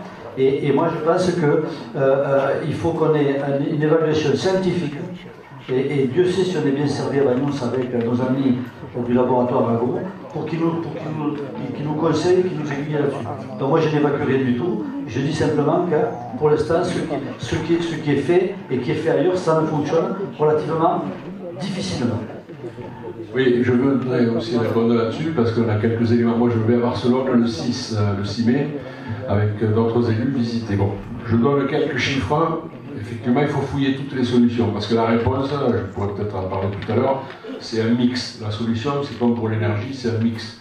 Il n'y a pas de solution miracle. On abordera la question de la réhute, etc. Je pourrais dire des choses. Mais sur le salé, je donne quelques chiffres. Quelques constatations. À Catalogne, il y a 2 usines de désalinisation. Une à Gérone, une à la Plata de Llobregat. Ils sont en crise absolue aujourd'hui. Pénurie d'eau absolue. La preuve que ça ne règle rien. Ils sont en pénurie d'eau. Il y a le président Aragonès qui a pris la parole. C'est voilà, restriction, restriction, restriction. Et ils ont 2 usines de salinisation. L'essai qui a été fait à Port-Vendre, on prend 30 mètres cubes d'eau salée pour fabriquer 10 mètres cubes d'eau potable. La consommation portugalaise quotidienne, c'est 680 mètres cubes. Vous voyez, combien de box? Le port de Port-Vendre et le port de Bagnols, il ne suffirait pas un box pour alimenter 10 mètres cubes produits, sans compter le saumur qu'on balance à la mer, pour 680 mètres cubes consommés à peu près par jour, même 600 consommés par jour. Troisième constatation, nous étions avec Hichem dans une réunion publique à Ligna et le responsable de l'eau de Sud-Roussillon est intervenu en disant qu'ils avaient fait toutes les études de désalinisation. Ils ont fait un calcul à l'énergie. Il y avait, je ne sais pas s'il y a des électriciens dans la salle, il y avait 2 gigas d'énergie. 600 000 € rien qu'au prix de l'énergie aujourd'hui. Rien que pour l'étude qu'ils ont fait. Ensuite, la désalinisation, ça marche quand on a un périmètre. Quand vous allez à Barcelone, vous avez un périmètre de 500 000, 800 000, 1 million d'habitants à proximité. Donc les coûts, je ne veux pas faire des leçons de capitalisme avec les idéologies, mais enfin, les coûts, c'est comme ça. 1 million de consommateurs à proximité. Si on doit produire de l'énergie, de l'eau salée à Banyuls, de l'eau douce à de l'eau salée à Banyuls pour l'amener à Font-Romeu, à mon avis, le coût des tuyaux, ça va être chaud. Donc, vous voyez, c'est comme pour la réutilisation de l'eau usée. Il y a des vraies fausses solutions. La réutilisation de l'eau usée, c'est bien à Banyuls, parce qu'on se jette en mer. C'est bien à Argelès, il y a 1 million de mètres cubes, on se jette en mer. C'est bien à Saint-Cyr, on se jette en mer. Mais c'est peut-être pas bien ailleurs, parce que l'eau de la réhute, on ne l'utilisera pas 2 fois.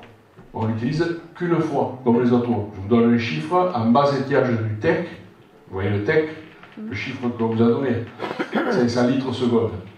En bas étage du TEC, 60% de l'eau du TEC, elle vient de l'eau de réhute, déjà. Des stations, mais c'est de la réhute en fait, puisqu'elle revient dans le TEC. Avant-hier, j'étais à Villelongue-Delmont, à ramener un copain qui habite à côté de Villelongue, hein, station de Villelongue, et j'ai vu que le canal des Alberts coulait. Et juste à côté de chez lui, juste à côté, je vois arriver un tuyau comme ça, en 125, à Font-les-Vallons, qui se jette dans le rec des Alberts. Bon, je lui pose la question, c'est quoi ce truc? J'ai réfléchi, c'est la nouvelle station qu'on a fait à Villelongue-Delmont, derrière l'Albert, l'ancien Albert, pour les anciennes, qui balance l'eau. Donc, quand on dit réhute, même si ce n'est pas de la réhute utilisable, il y a déjà de l'eau de station qui va dans les cours d'eau aujourd'hui. Donc on ne pourra pas l'utiliser 2 fois, on peut la garder pour arroser les vergers, mais elle n'ira pas dans le TEC. Vous voyez, donc, mais par contre, toutes celles qui se jettent directement à la mer, on peut peut-être l'utiliser pour l'arbo, hein, c'est plus facile pour l'instant que pour l'aspersion des salades et tout ça, parce que pour la consommation, je serais un peu moins optimiste que toi pour l'instant. Je n'irai pas me tenter une salade arrosée à l'aspersion, mais les arbres, oui, on peut le faire, quoi. Donc, il faut réfléchir toujours à l'idée mixte. Mais la salinisation, elle va être étudiée. Mais après, il faut regarder les périmètres et puis surtout que le remède ne soit pas pire que le mal. Oui, moi j'avais juste une question que j'ai lu dans la presse qu'il y avait 20% en gros de l'eau qui était perdue grâce au mauvais état des réseaux. Je voulais savoir, nous, dans notre commune ou dans notre communauté des communes, qu'est-ce qu'il en était? Est-ce qu'on a des chiffres par rapport à ça? On est les meilleurs du département. Voilà, je vais le dire. On est les meilleurs du département. On est à 85% de rendement. Alors, c'est inégal, hein. C'est inégal. Il y a des communes qui sont à 86, 87 et des communes qui sont à 60, 66, 67. Mais le chiffre qui est donné par Marion Gallo, c'est aussi ma vice-présidence dans la communauté de communes, l'eau, décidément, moi qui bois que du vin. On est une très bonne communauté de communes, on a beaucoup investi, mais encore une fois, c'est vrai que, mais là, si les services de l'État, enfin, si le gouvernement ne met pas la main à la poche, cette bataille de la rentabilité des réseaux, on ne la gagnera pas. Parce que, je vous dis, on a fait récemment la ville basse à Elne, hein, c'est la communauté de communes qui l'a fait, la ville basse à Elne, je ne sais pas, qu'est-ce qu'il doit y avoir, 400 maisons, 500 maisons, ça nous a coûté 800 millions. C'est chaud aux patates parce que c'est payé, ça c'est payé, l'eau paye l'eau en France, normalement, donc c'est payé avec la facture d'eau. Avec le budget de l'eau, c'est-à-dire ce qu'on vous prélève à vous quand vous payez l'eau. Voilà, donc si le gouvernement, pour vous dire, les annonces qui ont été faites la semaine dernière, ou il y a 15 jours par le président de la République, ça permettait de payer à peu près la moitié des réseaux de Perpignan. L'annonce qui a été faite au plan national d'aide pour le rendement des réseaux. Donc le niveau, il est quand même élevé. Oui, pour ma part, il y a une chose qui m'intrigue. Pendant quelques décennies, j'ai contacté les candidats à la mairie à Réous, alors demandant de réaliser des mini-barrages le long de la vallée de la Baillerie. Pourquoi? Parce qu'on est la seule commune où il y a une vallée longue. Cerbère, Port-Vent, Collioure n'ont pas de vallée longue. Donc, pour obtenir un ralentissement de l'arrivée de l'eau à la mer, il aurait été intéressant de faire des retenues de faible niveau d'eau, c'est-à-dire 4-5 mètres, tout le long de la vallée. On sait que la roche, de toute façon, est poreuse, ça, c'est pas un problème, mais au lieu d'aller à la mer en 15 jours, 3 semaines, on peut espérer qu'elle aille à la mer en plusieurs mois. Or, jusqu'ici, dès qu'il y a un orage, tout part à la mer, tout est perdu. Alors, je ne comprends pas pourquoi on s'oppose à ces réalisations. D'autre part, il y a la loi sur la renaturation des cours d'eau qui a été votée, qui consistait à supprimer tous les obstacles à l'écoulement de l'eau. Et maintenant, le gouvernement est en train de nous expliquer qu'il faudrait ralentir le débit de l'eau dans les rivières. C'est-à-dire s'arranger pour que l'eau soit retenue partout où elle peut être retenue. Il faudrait peut-être être cohérent là-dessus, hein, je pense que c'est... Il y a des barrages écréteurs qui existent. Par rapport aux retenues collinaires, moi j'ai eu la chance et l'honneur d'être élu en 83, sur elle. On a eu des inondations et on a eu tout un plan de mise hors d'eau de Vailly. On peut en reparler, on en a d'ailleurs reparlé suite aux inondations de 2014. Et suite à ce plan de mise hors d'eau, il y a eu l'installation de barrages écréteurs. Je pense que tout le monde a entendu parler de ces fameux barrages écréteurs. Ils devaient. Pardon ? Ils sont pleins, oui. Ils ont été faits à une époque qui est différente de maintenant. Alors moi, je n'ai pas d'opinion par rapport à ça, je répète, je ne suis pas technicien, mais les services, déjà, ne sont pas d'accord entre eux. Voilà. Donc, sur l'utilité des barrages écréteurs. Certains disent qu'ils écrètent très peu. Et que Guy pourrait en parler, d'ailleurs on est passé là. Non, tu peux en parler, bon, je vais en parler moi. Au risque de dire quelques petites inexactitudes, mais en tout cas d'essayer de donner un sentiment plus général. Il devait y en avoir une vingtaine, une trentaine, il n'y en a eu que 5, 6, combien il y en a eu 5 4. Ceux qui sont du côté de la Roubire ne sont pas pleins. Ceux qui sont sur la vallée, sur la Baillerie, en montant au Mas Baillerie, sont pleins de terre. Moi je veux bien, mais il n'y a pas de route pour les enlever la terre de dedans. Voilà. C'est pas prévu. On n'a pas la gestion des milieux aquatiques. Et la police de l'eau quand on les touche. Voilà. Et ils ne sont pas d'accord entre eux. Moi je suis très inquiet parce que je vois ces barrages avec une poussée d'eau forte risquent de casser. Mais je ne sais pas s'ils casseront ou pas. Sauf qu'il n'y a pas de budget, il n'y a pas de crédit, il n'y a pas de route pour aller les vider. Et s'ils étaient vidés, est-ce qu'ils seraient utiles ou pas? Les services nous disent qu'ils ne servent pas à grand chose. Voilà. Donc c'est ce que nous disent les services de la DTN actuellement par rapport à la alors pas par rapport à l'adduction, non, par rapport à la protection, par rapport aux inondations. Suite aux inondations que nous avons eues en 2014, on est intervenu massivement sur les cours d'eau. Et je rappelle que pour intervenir sur les cours d'eau, il faut des ICT, c'est des autorisations qui sont délivrées par la police de l'eau pour pouvoir y intervenir dessus. Il les délivre pas comme ça, en fonction de la faune et de la flore, en fonction de l'identification des espèces, et qu'on n'a pas la compétence de la gestion des cours d'eau, puisque cette compétence que vous retrouverez sur votre feuille d'impôt, c'est le GEMAPI, gestion du milieu aquatique et prévention des inondations, sur lequel vous payez environ 8 ou 10 euros par foyer pour l'impôt. Pourquoi? Parce qu'à un moment, on s'est bien rendu compte que personne ne gérait les cours d'eau, alors que les propriétaires des terrains à côté en sont propriétaires jusqu'à la moitié, sauf que la déprise agricole, le fait que les successions des uns et des autres, personne ne gérait les cours d'eau, et donc l'État a fait une loi et a enlevé la compétence aux communes, et a donné la compétence aux communautés des communes, qui elle-même l'a transférée au syndicat du TEC qui le gère. Et actuellement, à travers l'impôt que vous payez sur la taxe foncière, il y a des actions qui sont menées sur l'ensemble des cours d'eau en suivant des plans et avec des techniciens qui sont habilités à faire ça. mais nous ne pouvons pas intervenir sur les cours d'eau. Voilà. Moi, lors des dernières inondations de 2014, je ne sais pas si pour certains qui ont un peu de mémoire, la route du Mas a été importée, notamment en dessous du Mas Cornette, et il y avait un gros trou dans la route, et donc on a apporté beaucoup de camions de terre, sauf que chaque fois qu'il pleuvait, la terre foutait le camp. Donc on a eu, à un moment, une démarche avec les pistes DFCI, qui sont largement subventionnés pour faire tout un tas de travaux. Et quand les travaux ont été terminés, qui étaient programmés, il restait des crédits. Donc j'ai discuté avec l'entreprise, j'ai dit écoutez, essayez de me faire un enrochement le long de cette route pour qu'on puisse après remplir et que ça ne parte pas chaque fois à la rivière. Moi je pense qu'on était dans un cas d'urgence, on était veille pour avoir des vendanges. Vous savez aussi qu'à ce moment-là, j'espère que ça reviendra, on avait des forts orages des fois en fin de saison. Il y avait aussi un danger imminent, en tout cas un danger certain pour les gens qui prenaient cette route ou pour les vendangeurs qui prenaient cette route. Donc je les ai convaincus, ils m'ont dit mais non, il faut faire une DCI. J'ai dit mais non, c'est le 25 juillet, c'est bon, on la fera après, pas de souci. On n'a pas fait de DCI, on a commencé les travaux à 9h le matin, à 10h on les a arrêtés. Je me suis retrouvé à la gendarmerie et j'ai payé 500 € d'amende. Voilà. Donc vous voyez que la gestion de l'eau c'est compliqué. J'ai été condamné à titre personnel.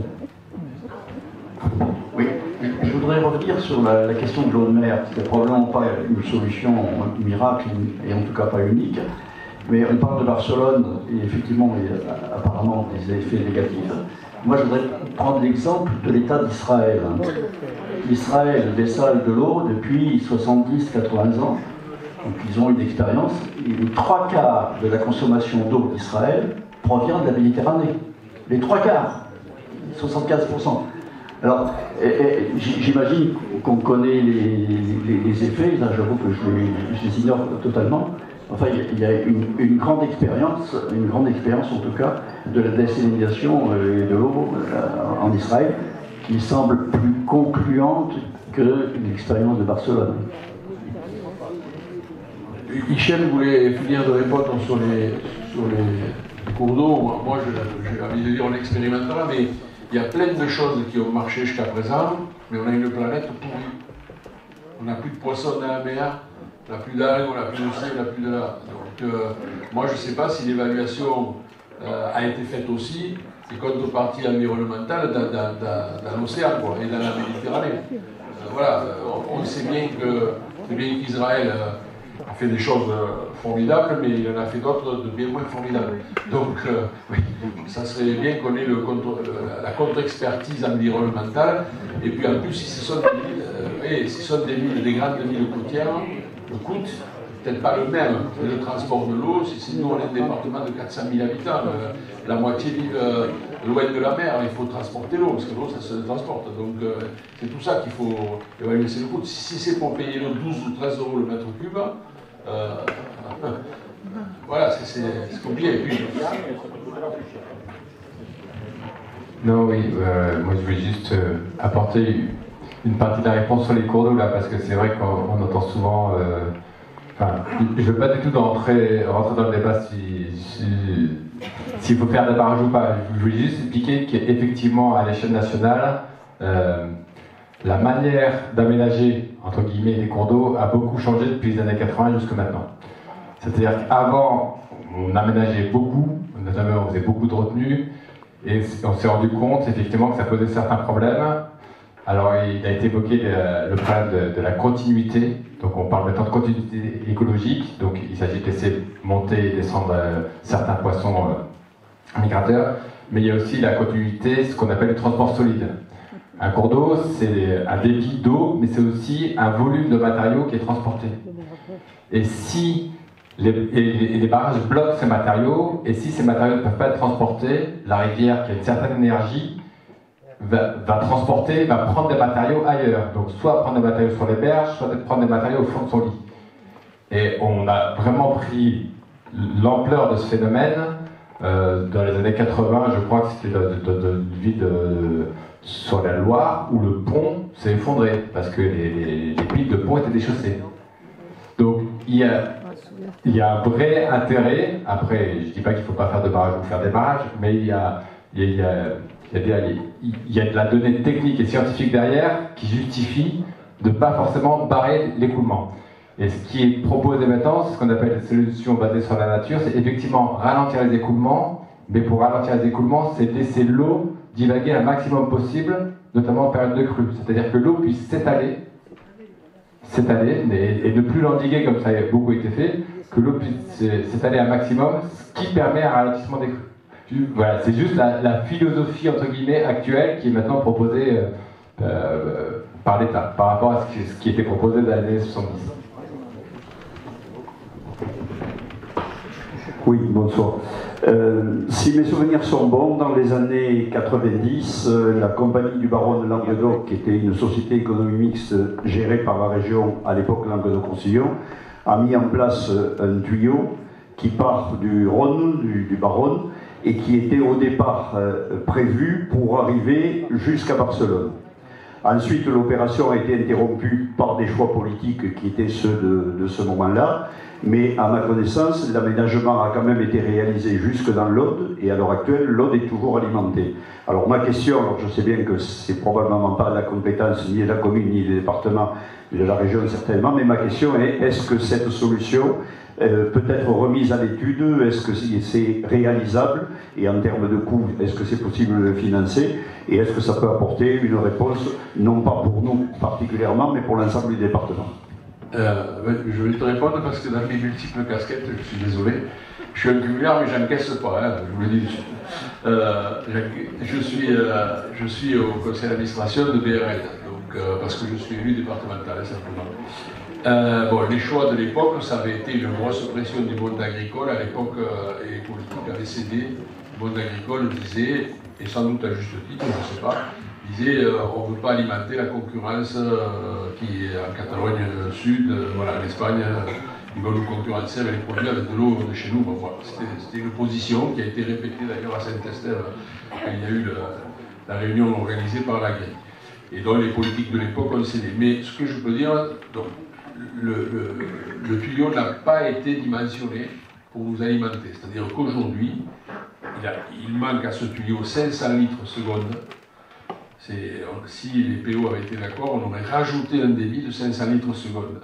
Aujourd'hui, il n'y est pas, ça veut dire qu'aujourd'hui, on ne peut pas alimenter les PO avec ce tuyau au printemps et en été. C'est impossible. Par contre, on pourrait, l'hiver, remplir les retenues, parce que l'hiver, il y a moins de pression, donc on pourrait remplir les retenues. Vu avec le directeur, ce Blanchet de BRL, la proposition que fait le département aujourd'hui de l'adducteur Vinça-Larao est la bonne solution. Ce n'est pas la solution du baron. D'abord parce que, bon, excusez-moi, mais l'eau du Rhône, c'est Jean Ferrat, je crois qu'il a dit une chanson, il disait le Rhône charrie du mercure. Je crois qu'il doit charrier encore un peu. Le Rhône, il n'est pas à l'abri aussi des sécheresses. Et le tuyau du Rhône, on l'a estimé à plus de 120 millions. L'estimation de l'adducteur Vinça-Larao, c'est 80 millions d'estimation. Et la solution serait plus adéquate. Cette solution serait plus adéquate que celle d'aller mettre 120 millions pour être alimenté que l'hiver.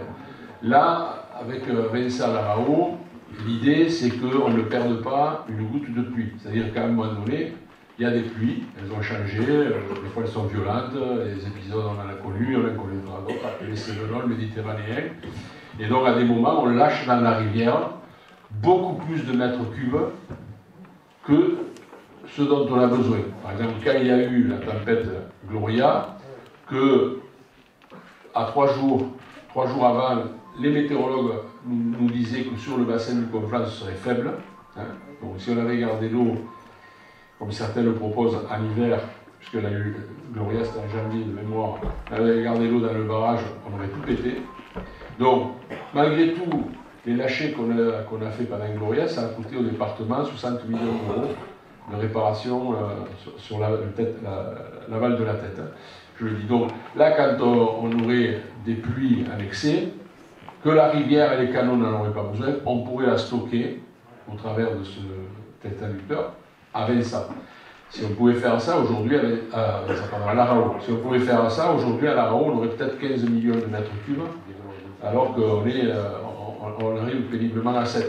Et encore avec l'évaporation, et et les prises du monde agricole qui représentent 5 millions de mètres cubes, on risque de se retrouver sans eau à la fin de l'été à la ronde. Voilà, donc ça c'est un exemple de retenue de stockage existante qu'on pourrait faire. Mais la réponse au tuyau, aujourd'hui on ne peut pas l'avoir. Même si on construisait le tuyau, il n'y a pas assez de débit pour alimenter au printemps et en été les Pyrénées-Orientales. Oui, dans les différentes interventions, j'ai entendu que la gestion de l'eau coûtait cher et qu'elle allait coûter de plus en plus cher et que donc il faudrait que l'État mette la main à la poche ou que nous acceptions de payer l'eau beaucoup plus cher. Moi, je suis un peu surprise qu'on n'ait pas du tout abordé cette question du financement, parce qu'elle va en même temps, et surtout qu'on ne parle pas du tout de la question de ceux qui, finalement, pourraient être des contributeurs. Je parle des grandes compagnies des eaux. Parce que moi, je travaillais à EDF, et je travaillais dans la coordination des travaux à un moment donné. Et chaque fois qu'on faisait des réunions, on voyait que les réseaux qui étaient enterrés, évidemment ceux des eaux et les nôtres, eh bien, autant EDF développait beaucoup d'argent pour qu'ils soient sécurisés, autant les eaux s'en foutaient, et il y avait de l'eau partout, et la plupart du temps, c'était le budget d'EDF qui faisait les travaux pour les compagnies des eaux. Il me semble qu'il serait utile d'avoir cette réflexion. Bien sûr, vous allez me dire que ni le maire ni le premier vice-président du conseil départemental ne sont directement les prescripteurs, mais ils peuvent être des relais. Il me semble que si nous envisagions de demander une contribution sous forme d'impôt, je ne sais pas, de n'importe quoi, mais en tout cas une contribution à ceux qui ont laissé partir l'eau de manière volontaire pour faire plus de profit et qui continuent à en faire de manière exagérée, la solidarité, ça existe et elle doit aussi jouer par ça. Je voudrais avoir votre avis.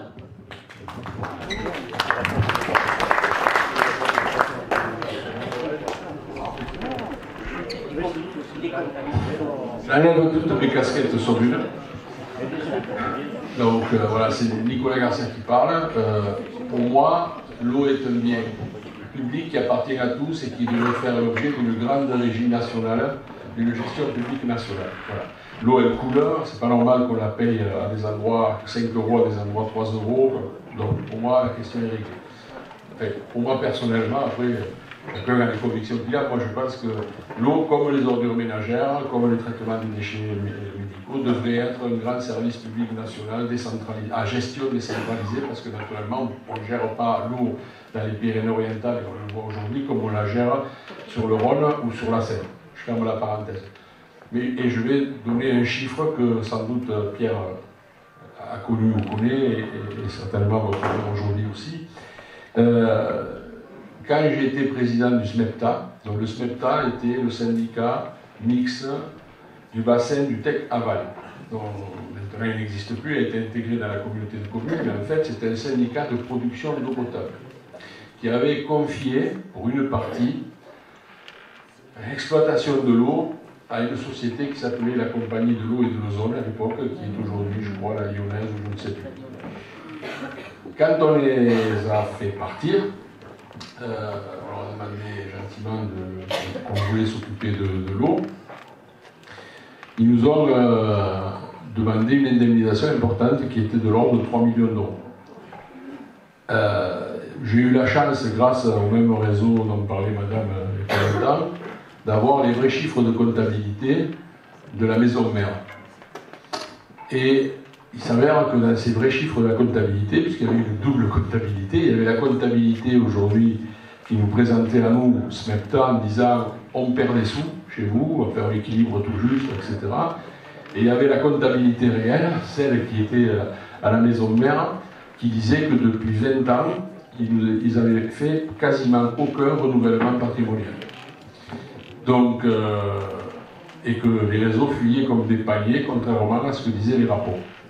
À tel point que quand ils sont venus dans mon bureau discuter les fameux 3 millions € d'amende, je leur ai proposé 800 000 et que je fermerais ma gueule, ils sont partis avec 800 000 € sans rien dire, sans faire de procès, sans rien. Tout ça pour dire qu'à l'époque, de mémoire, on était à 8 millions de mètres cubes pompés. On était à 8 millions de mètres cubes pompés et qui nous faisaient payer. Ils nous faisaient payer l'eau qui était à nous, en plus, pompée pour l'ensemble de ce qui est aujourd'hui Albert Côte-Vermeille. Iliberis. Puisque le SMEPTA couvrait Albert, Codemet et Iliberis avec du mixte public d'un côté, la compagnie de zone de l'autre. Mais sur la production de l'eau, c'était eux qui avaient la main en totalité. Et aujourd'hui, on est à 5 millions, 6 millions. Voilà, 20 ans après, avec une population qui a beaucoup cru, qui a beaucoup poussé. Voilà, simplement, le rendement des réseaux, quand on a pris le SMEPTA et que la communauté de communes s'est fait, s'est constituée, a créé le service public, etc., on a investi beaucoup dans les réseaux et le résultat, il est là. Voilà, c'est tout ce que je peux dire comme expérience. Mais, ou alors il y en a une autre, par exemple sur le Val-Espire et le Val-Espire, la même compagnie de l'eau avec des noms différents a la main sur l'eau. C'est pratiquement l'eau la plus chère du département et ça fuit comme un panier.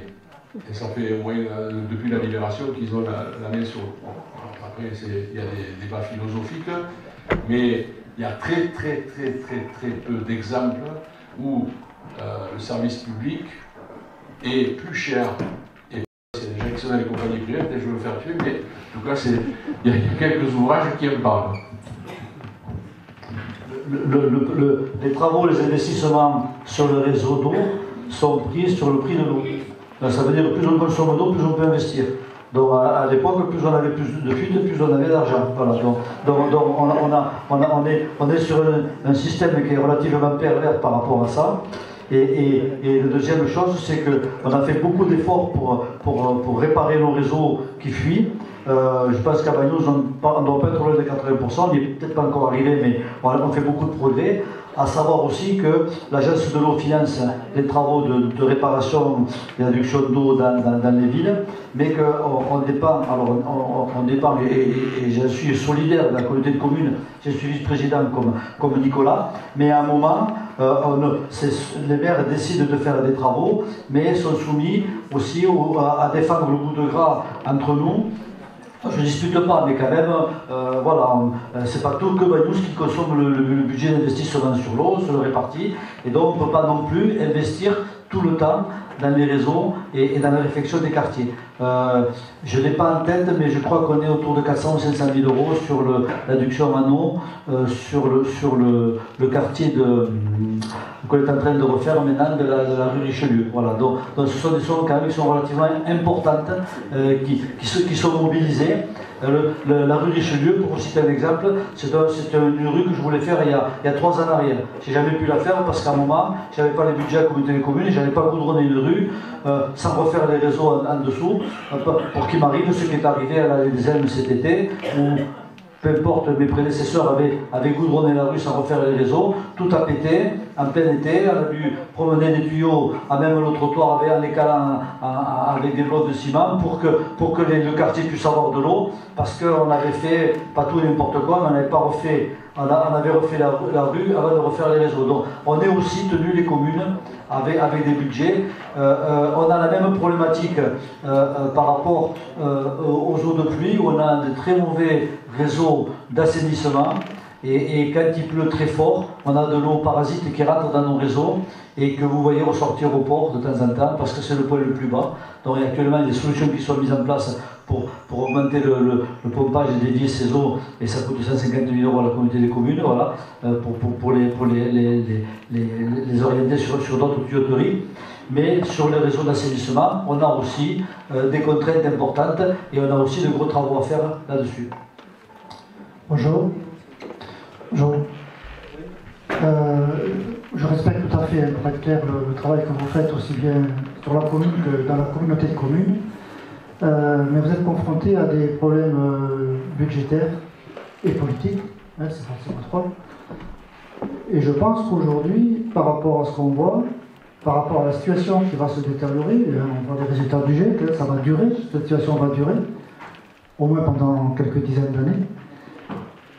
Et on voit bien que beaucoup de gens ici proposent des solutions. Moi, je n'espère en rien dans les solutions, mais au titre de l'adage des petits ruisseaux font les grandes rivières, je crois qu'il ne faut rien écarter, et c'est uniquement un problème de financement.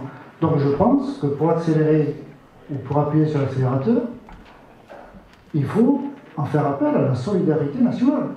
il va falloir le faire rapidement. Enfin, moi, c'est ma vision. On a su faire de quoi qu'il en coûte pour le Covid. On est dans une situation sanitaire à moyen terme. On est les premiers touchés, c'est les PO, mais je crois que quelque part, derrière, si on n'a pas les moyens qui vont être financés et on ne peut pas le faire au niveau local, on va avoir des crises économiques, touristiques, tout ce qu'on voudra. Hein. Voilà, c'est ma pensée, j'ai peut-être tort, mais je voudrais dire. Je pense que vous avez certainement raison. On y travaille, moi je pense qu'on y travaille tous les jours. Je peux vous dire qu'on demande, on pleure, on va voir le préfet, le sous-préfet, le directeur du cabinet. Quand on reçoit le ministre, on lui en parle. Quand on a l'occasion de parler au préfet de région, on lui en parle aussi. C'est compliqué. C'est compliqué. Moi je suis d'un naturel optimiste, mais j'ai quand même un peu d'inquiétude par rapport. On parle de l'eau, mais projetons-nous avec le changement climatique. Quels sont les chamboulements, quels sont les changements que nous allons avoir par rapport à nos paysages, à notre vignoble? Est-ce que dans 10 ans, il y aura toujours autant de villes à Bagnols-sur-Mer? On peut s'interroger. On me parle, les scientifiques me parlent, moi je ne veux pas être alarmiste, qu'on est en train d'avoir le climat de l'Afrique du Nord. Est-ce qu'on aura les paysages qui ressembleront à l'Afrique du Nord dans quelques années? On ne le sait pas, mais on essaie d'y résister. Après, il y a certainement des solutions, mais il y a tellement de problèmes par rapport au changement climatique qui se posent qu'ils sont immenses. C'est presque à décourager tout le monde. On a les problématiques de recul du trait de côte, sur lequel on n'est pas sûr de conserver nos plages. La montée des eaux. Est-ce que la plaine du Roussillon continuera à être une plaine du Roussillon ou un marécage dans quelques années? Voilà. Donc on est confronté à tout un tas de phénomènes climatiques qui sont quand même relativement prégnants et inquiétants. À nous d'y résister, à nous aussi. Je pense que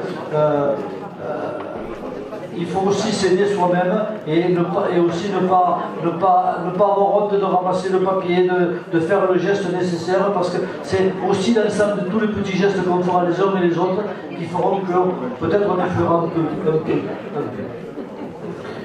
Oui, donc pour compléter ce que vous venez de dire, Monsieur Solé, dans cet état des lieux qui est grave, hein, effectivement, je pense qu'il y a un mouvement assez important écologique à faire. Et la question qui est un peu délicate que je vais poser, c'est que face à cette nature qui souffre, à cette agriculture qui souffre, où un jardin potager, c'est l'essentiel de la vie aussi de tout un chacun, est-ce que vous pensez, mais au niveau départemental, hein, là je parle,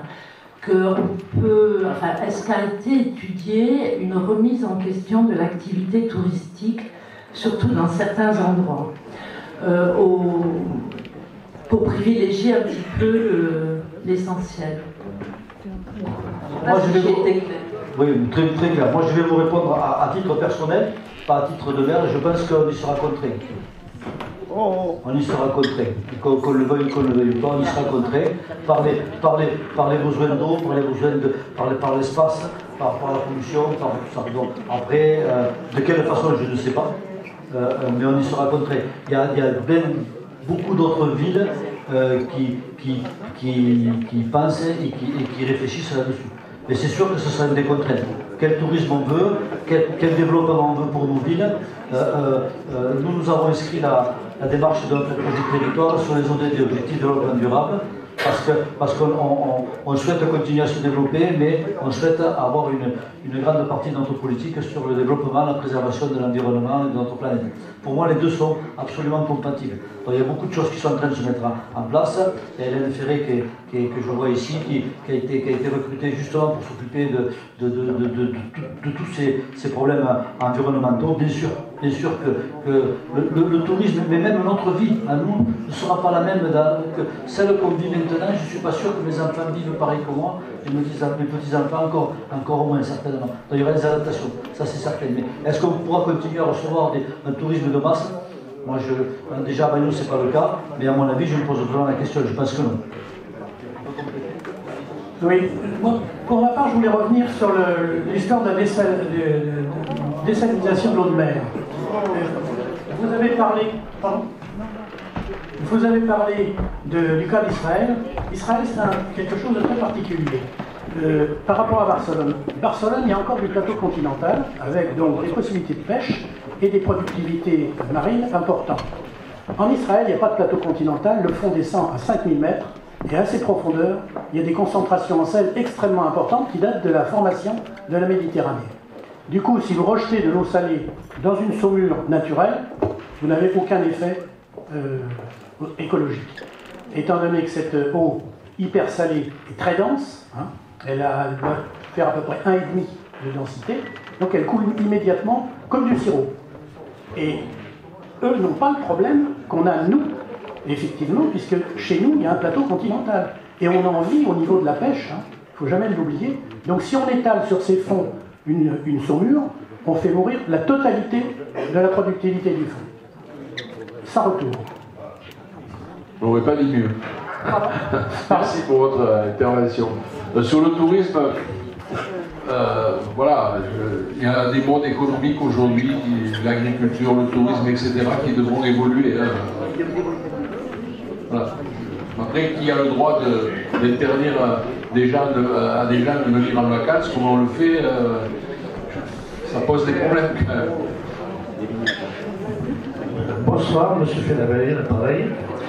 Une information. Il y a, dans les années 60, le commandant Cousteau était venu sur la côte et avait trouvé entre Bagnons et Cerbère, je suppose que c'est un endroit qui s'appelle Aigües Dulces, une rivière souterraine très très importante. Est-ce que là, il n'y aurait pas une idée à creuser, si j'ose dire?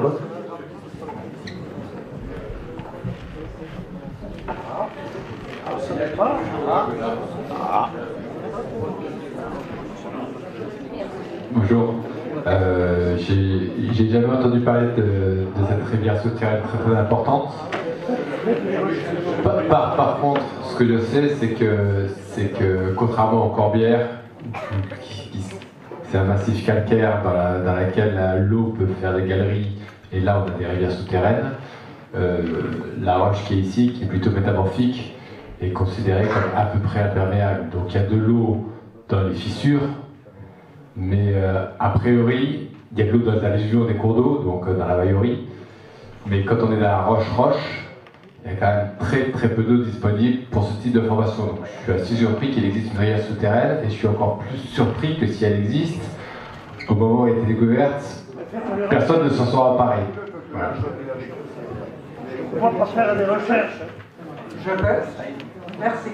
Je ne voudrais pas parler d'Israël et de Barcelone, seulement d'une observation privée des collines ici. J'aime beaucoup faire des randonnées ici l'année passée. Monsieur Solé, j'ai fait des grandes randonnées ici sous la pluie au mois d'avril de l'année passée. Et j'ai observé aussi comme l'eau de la pluie coulait très très vite, très rapide, et c'était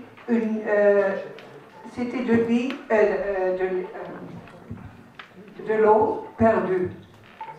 Ça coulait jusqu'en bas, et j'ai reçu l'idée, peut-être aussi, de créer en plus encore des réservoirs d'eau, des petits réservoirs d'eau, tout en haut chez nous, des conduites naturelles de l'eau, surtout aussi des citernes souterraines en plus, qu'on pouvait aussi construire pour récupérer aussi cette eau.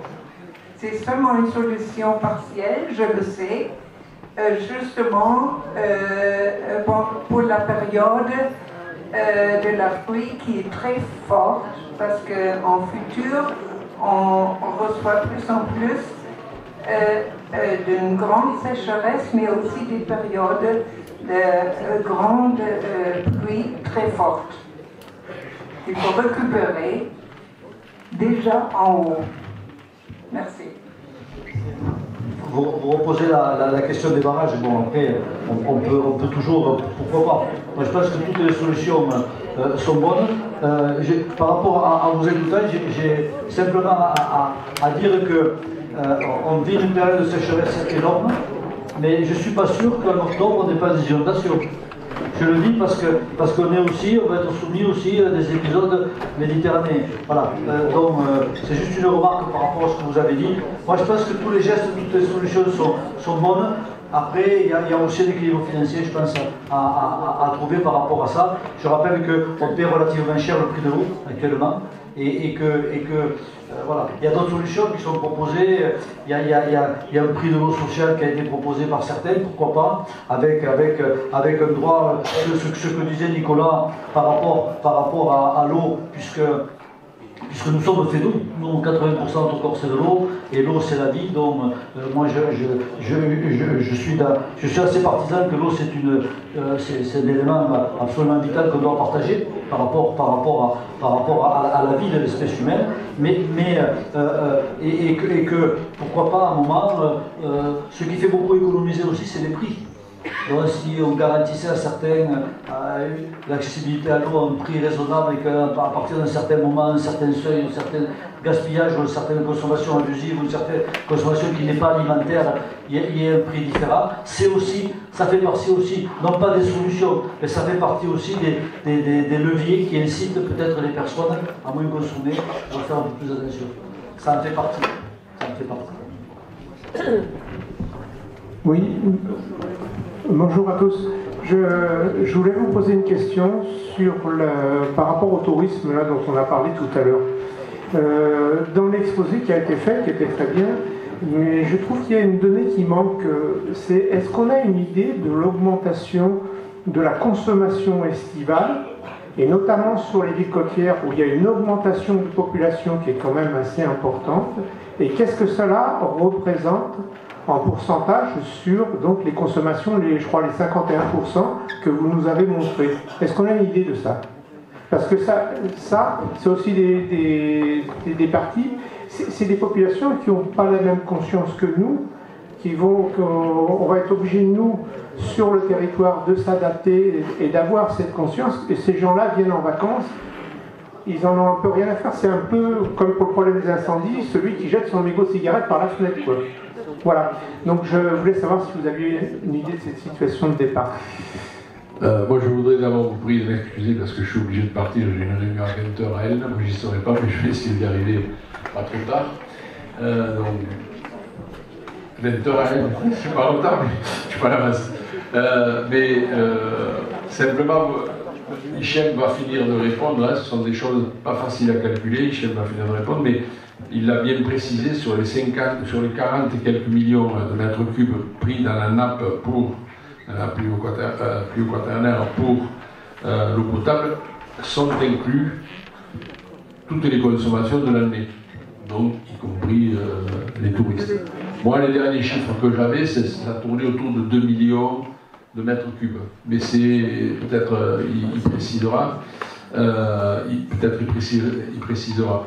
Mais là où je ne suis pas convaincu de ce que vous dites, monsieur, alors c'est une question d'interprétation et de foi. On croit ou on ne croit pas. Moi, je crois qu'il y a une prise de conscience de tout le monde sur la situation. Il y a une prise de conscience des Catalanes et des Catalans, de beaucoup plus de monde. Je vois une dame qui dit non, elle a raison. De beaucoup plus de monde et beaucoup plus rapidement. Et comme nous avons la malchance d'avoir été couverts par tous les médias nationaux, je pense qu'il y a beaucoup de gens qui vont venir dans les PO, qui savent maintenant qu'ils viennent dans une zone sinistrée. On s'organise aussi pour leur faire savoir, c'est-à-dire qu'aujourd'hui, il y a de l'argent qui est mis un peu partout, communautés de communes, syndicats du TEC, départements, pour que tout touriste qui arrive ici soit informé qu'il arrive dans une zone où on manque d'eau et où il faut faire attention à l'eau. Dans les campings, tout le monde va être informé, les douches vont être réduites, etc. etc. Voilà, il y a quand même, je crois qu'il y a une prise de conscience rapide. Alors, tout le monde n'est pas conscient, mais je pense qu'il y a des gens qui vont venir ici, qui vont faire attention. Ils vont être obligatoirement marqués par le débat national qu'il y a, tous les médias en parlent, par nos informations, et je crois que bon, ça va compter. Après, le poids du tourisme sur l'eau dans l'économie, on sait le comptabiliser. Sur la prise d'eau, on saurait aussi le comptabiliser. On voit les augmentations d'eau, mais c'est pas non plus ça qui va. Bon, je dis, toutes les économies d'eau sont bonnes à prendre. Hein. C'est sûr que si on n'avait aucun touriste, si on n'avait aucun touriste cet été, certainement qu'il y aurait 2 ou 3 millions de mètres cubes d'eau économisés. Bon, peut-être qu'il y aurait un peu plus d'assurance chômage à payer, mais. Oui, alors, j'allais dire, l'eau potable, on sait, on arrive très bien à connaître les prélèvements réalisés pour l'eau potable, j'allais dire, à l'échelle journalière si on le veut, quoi. Tout maintenant, quasiment tout est quantifié. Alors, c'est sûr, des communes comme le Barcarès, où la population est multipliée par 10 entre le 14 juillet et le 15 août, ça fait des grosses différences. Grosso modo, sur ces communes-là, la moitié des prélèvements annuels se font en moins de 2 mois. Voilà. Donc on voit directement l'impact de la saison estivale et de l'arrivée des estivants. Après, si on reporte ça à l'échelle de la plaine de Roussillon, on peut faire des calculs très rapides. On considère que dans le département, il y a 30 millions d'unités. Bon, en considérant qu'elles sont toutes sur la plaine de Roussillon et si on ne prend pas en compte les stations d'hiver qui sont...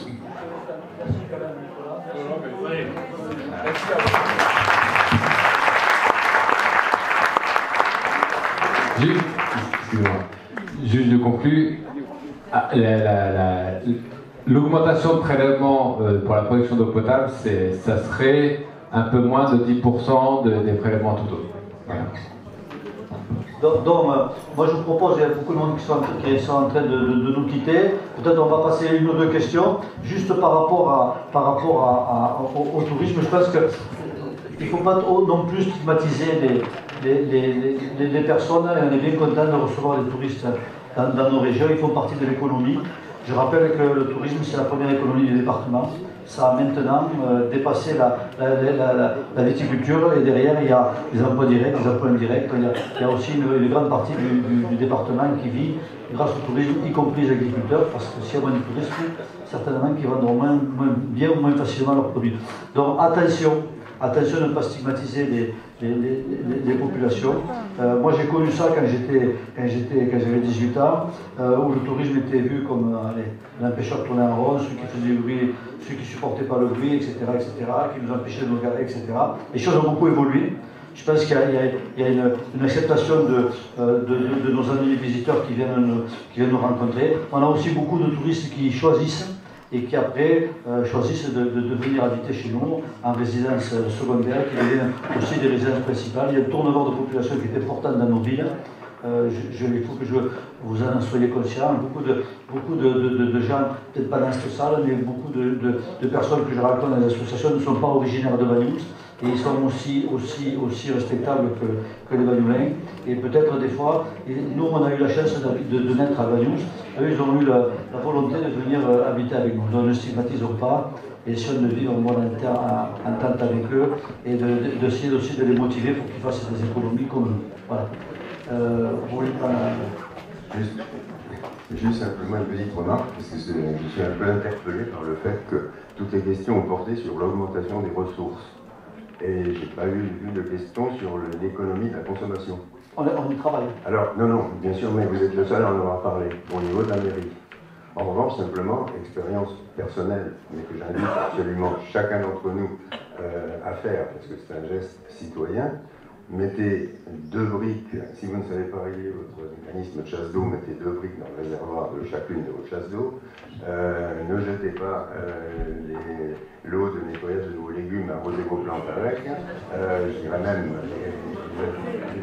la limite, enfin le dernier petit rinçage de vaisselle, les plantes ne formaliseront pas, excusez-moi. Et puis, vous verrez à la fin de l'année, vous verrez le résultat et vous serez content d'avoir agi avec vos tout petits moyens. Et multipliez par... Je souscris complètement, c'est ce que je vous ai dit au début de mon intervention, c'est les petits gestes des uns et des autres, c'est une question de conscience citoyenne. Voilà. Mais on ne vivra jamais plus comme on l'a toujours vécu. On va prendre encore une question ou deux, puis je suppose qu'on va lever la séance. si vous êtes d'accord, parce que beaucoup de sujets ont été abordés. Voilà. Oui, bonsoir. Moi, j'avais une question concernant plutôt une idée de ça. On va revenir encore sur l'idée d'un barrage. Mais je voulais savoir par rapport à la situation actuelle et comme on parle un petit peu de la Catalogne dans son intégralité, on a parlé côté Pyrénées-Orientales, mais on a parlé aussi de la situation à Gérone et Barcelone. Je voulais savoir, il y a la commune de Portbou qui a un barrage dans le fond de la vallée. Et je voulais savoir si ce barrage avait un impact positif pour la commune de Portbou actuellement par rapport à la situation. Alors, monsieur n'a pas d'informations, moi non plus. Très franchement, je suis incapable de répondre à cette question. La seule chose que je peux vous dire, peut-être Pierre pour intervenir par rapport à ça, c'est que les relations qu'on a avec nos amis catalans du Sud nous indiquent qu'ils sont dans la même situation que nous. Et je ne sais pas si vous avez vu cette photo qui parle toute seule, cette église qui est réapparue, qui était noyée dans un lac, et qu'on ne voyait que le bout du clocher, et maintenant on voit même le piton rocheux sur lequel elle était implantée. Donc je pense que la situation, elle est à peu près pareille en Catalogne. Alors, je ne sais pas si c'est partout, mais en tout cas sur le bord méditerranéen, ils sont dans la même situation que nous. Voilà. Donc on vit plus ou moins la même chose. Voilà. Le barrage de Portbou, il n'a qu'un rôle écrêteur, il n'est pas utilisé. Enfin, les pompiers ils sont allés pomper avec les camions, mais ça n'est qu'un écrêteur, ce n'est pas quelque chose de réutilisation de l'eau. Il n'y a pas de système en aval. Oui, j'ai une question pour Hichem. Je comprends qu'il y a des ressources d'eau importantes sur la montagne Noire, avec des effets signaux importants. Est-ce qu'il y a une connexion entre l'eau qui arrive sur la montagne Noire et les Pérous? J'aurais tendance à répondre par la négative, même si je connais moins bien le contexte hydrologique de l'Aude, mais a priori, c'est un peu la première diapo que j'avais. Bon, il y a le Cap Siro où il y a la naissance de l'Aude, mais souvent le département des Paux, c'est quasiment un bassin versant. C'est quasiment un bassin versant, donc il y a quand même peu de liens. Après, il y a le Carse des Corbières entre les deux, mais le Carse des Corbières n'est pas directement relié à la montagne des Noirs.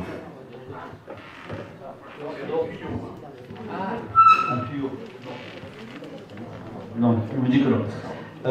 Donc, si vous êtes d'accord, on va arrêter là. Je voulais simplement vous dire que dans le préfet, parce que j'ai assisté à beaucoup de réunions où les gens me disaient, les personnes me disaient, on va dire ça au préfet, on va lui demander ça, on va dire que moi les petits cristaux de sel sur la côte du bateau ça ne va pas, que moi il faut que je reste sur ma voiture, etc. On n'est pas dans cette situation. Donc pas pour dramatiser, mais pour dire, c'est que le préfet sera amené à prendre un arrêté de crise, à mon avis très sévère, qui va certainement affecter très fortement certaines exploitations. Certaines personnes vont perdre leurs biens, ou en tout cas leur récolte. J'espère que non. Moi, j'espère pas être quelqu'un qui dramatise les choses, mais j'en ai bien peur. Voilà, j'en ai bien peur.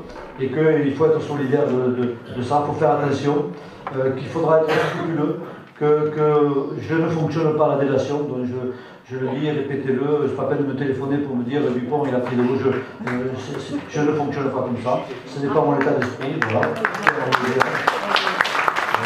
Que chacun prenne ses responsabilités. Je pense que la police de l'eau viendra faire des contrôles. Voilà. Moi je partage, j'espère que les potagers seront épargnés. Parce que je trouve que socialement, économiquement, par rapport à l'inflation, ça joue un rôle important dans des villes comme Bagnols où les retraites ne sont pas énormes. Donc je pense qu'il faut le préserver au maximum. Et puis voilà, mais on ne lavera pas la voiture. Voilà. Et on roulera avec des voitures poussiéreuses, mais bon, c'est pas le bout du monde. C'est pas le bout du monde. Voilà. J'avais une question là-dessus. On voit toutes les stations de lavage du département ouvertes. Alors, c'est pas indispensable de... Non, mais moi je vais t'arrêter de suite, j'ai pas la réponse. Donc, c'est pas moi qui fais des interdictions ou pas. Actuellement, les stations qui sont autorisées sont les stations qui recyclent l'eau, si j'ai bien entendu ça, mais je ne suis même pas sûr, si tu veux, que le préfet autorise. Et il y a une chose que j'ai indiquée aux plaisanciers parce que je suis intervenu par rapport à leur question. Je pense aussi qu'on a un devoir d'exemplarité. Comment peut-on expliquer à quelqu'un qui va perdre sa récolte ou qui ne pourra pas vendre ses légumes que nous, on va laver notre voiture ou on va laver notre bateau? C'est pas acceptable. Et on me dit oui, mais moi je vais pomper l'eau du port, etc. Il y a un devoir d'exemplarité, il y a un devoir d'explication, on ne peut pas mettre des panneaux partout. Moi je pense qu'il faut être attention. Voilà. Certains d'entre nous ont des piscines. À quel moment on va arrêter d'autoriser... Mais c'est déjà interdit. Non, mais d'autoriser à construire de nouvelles piscines. Je ne suis pas capable de vous répondre à ça. C'est une réflexion qu'on aura collectivement par rapport à ça. Pardon? Pour l'instant, il n'y a pas d'interdiction. Non. Mais de toute façon, il y a une interdiction de remplir ces piscines. Donc, vous pouvez construire une piscine, c'est rapide. On n'a pas le droit s'il y a une construction de piscine. Mais la première eau, vous avez le droit de la remplir si vous avez construit une piscine. Voilà, maintenant. Voilà, vous avez le droit de remplir votre piscine. Mais vous n'avez pas le droit de la réalimenter. Donc ça veut dire qu'à un moment, l'usage des piscines sera contraint, puisque à moins que vous trichiez, vous continuez à remplir votre piscine. Mais les piscines perdent, je ne sais pas, quelques pourcents d'eau par jour. L'évaporation est assez forte. Et donc des piscines, moi j'en ai une. Voilà, enfin ma femme, moi je m'en ai jamais, donc peu importe. Non, je l'accuse pas, moi je ne suis pas dans le piscine. Mais voilà, mais la vérité c'est que les piscines baissent et qu'il faut les réalimenter régulièrement. Et que ça c'est interdit. Et une idée, alors pourquoi on ne prendrait pas un arrêté municipal interdisant toute nouvelle construction de piscine sur Bagneux? Pourquoi pas? Mais actuellement, il faudra modifier le règlement du PLU et... Ah, elle l'a fait, Nicolas Garcia. L'arrêté d'après M. Garcia, qui pourrait nous en parler, il n'est pas là, je ne vais pas parler à sa place, mais son arrêté a été attaqué aussi. Je ne suis pas sûr qu'il soit légal. Mais pourquoi pas? Moi je ne suis pas fan des piscines. J'ai dit un boutade par rapport à l'accusateur des lâchements de mon épouse, mais bon, c'est pas le cas. Voilà. Donc écoutez, moi je vous remercie beaucoup de votre participation. J'espère que vous passez un bon été. Et que vous soyez citoyens.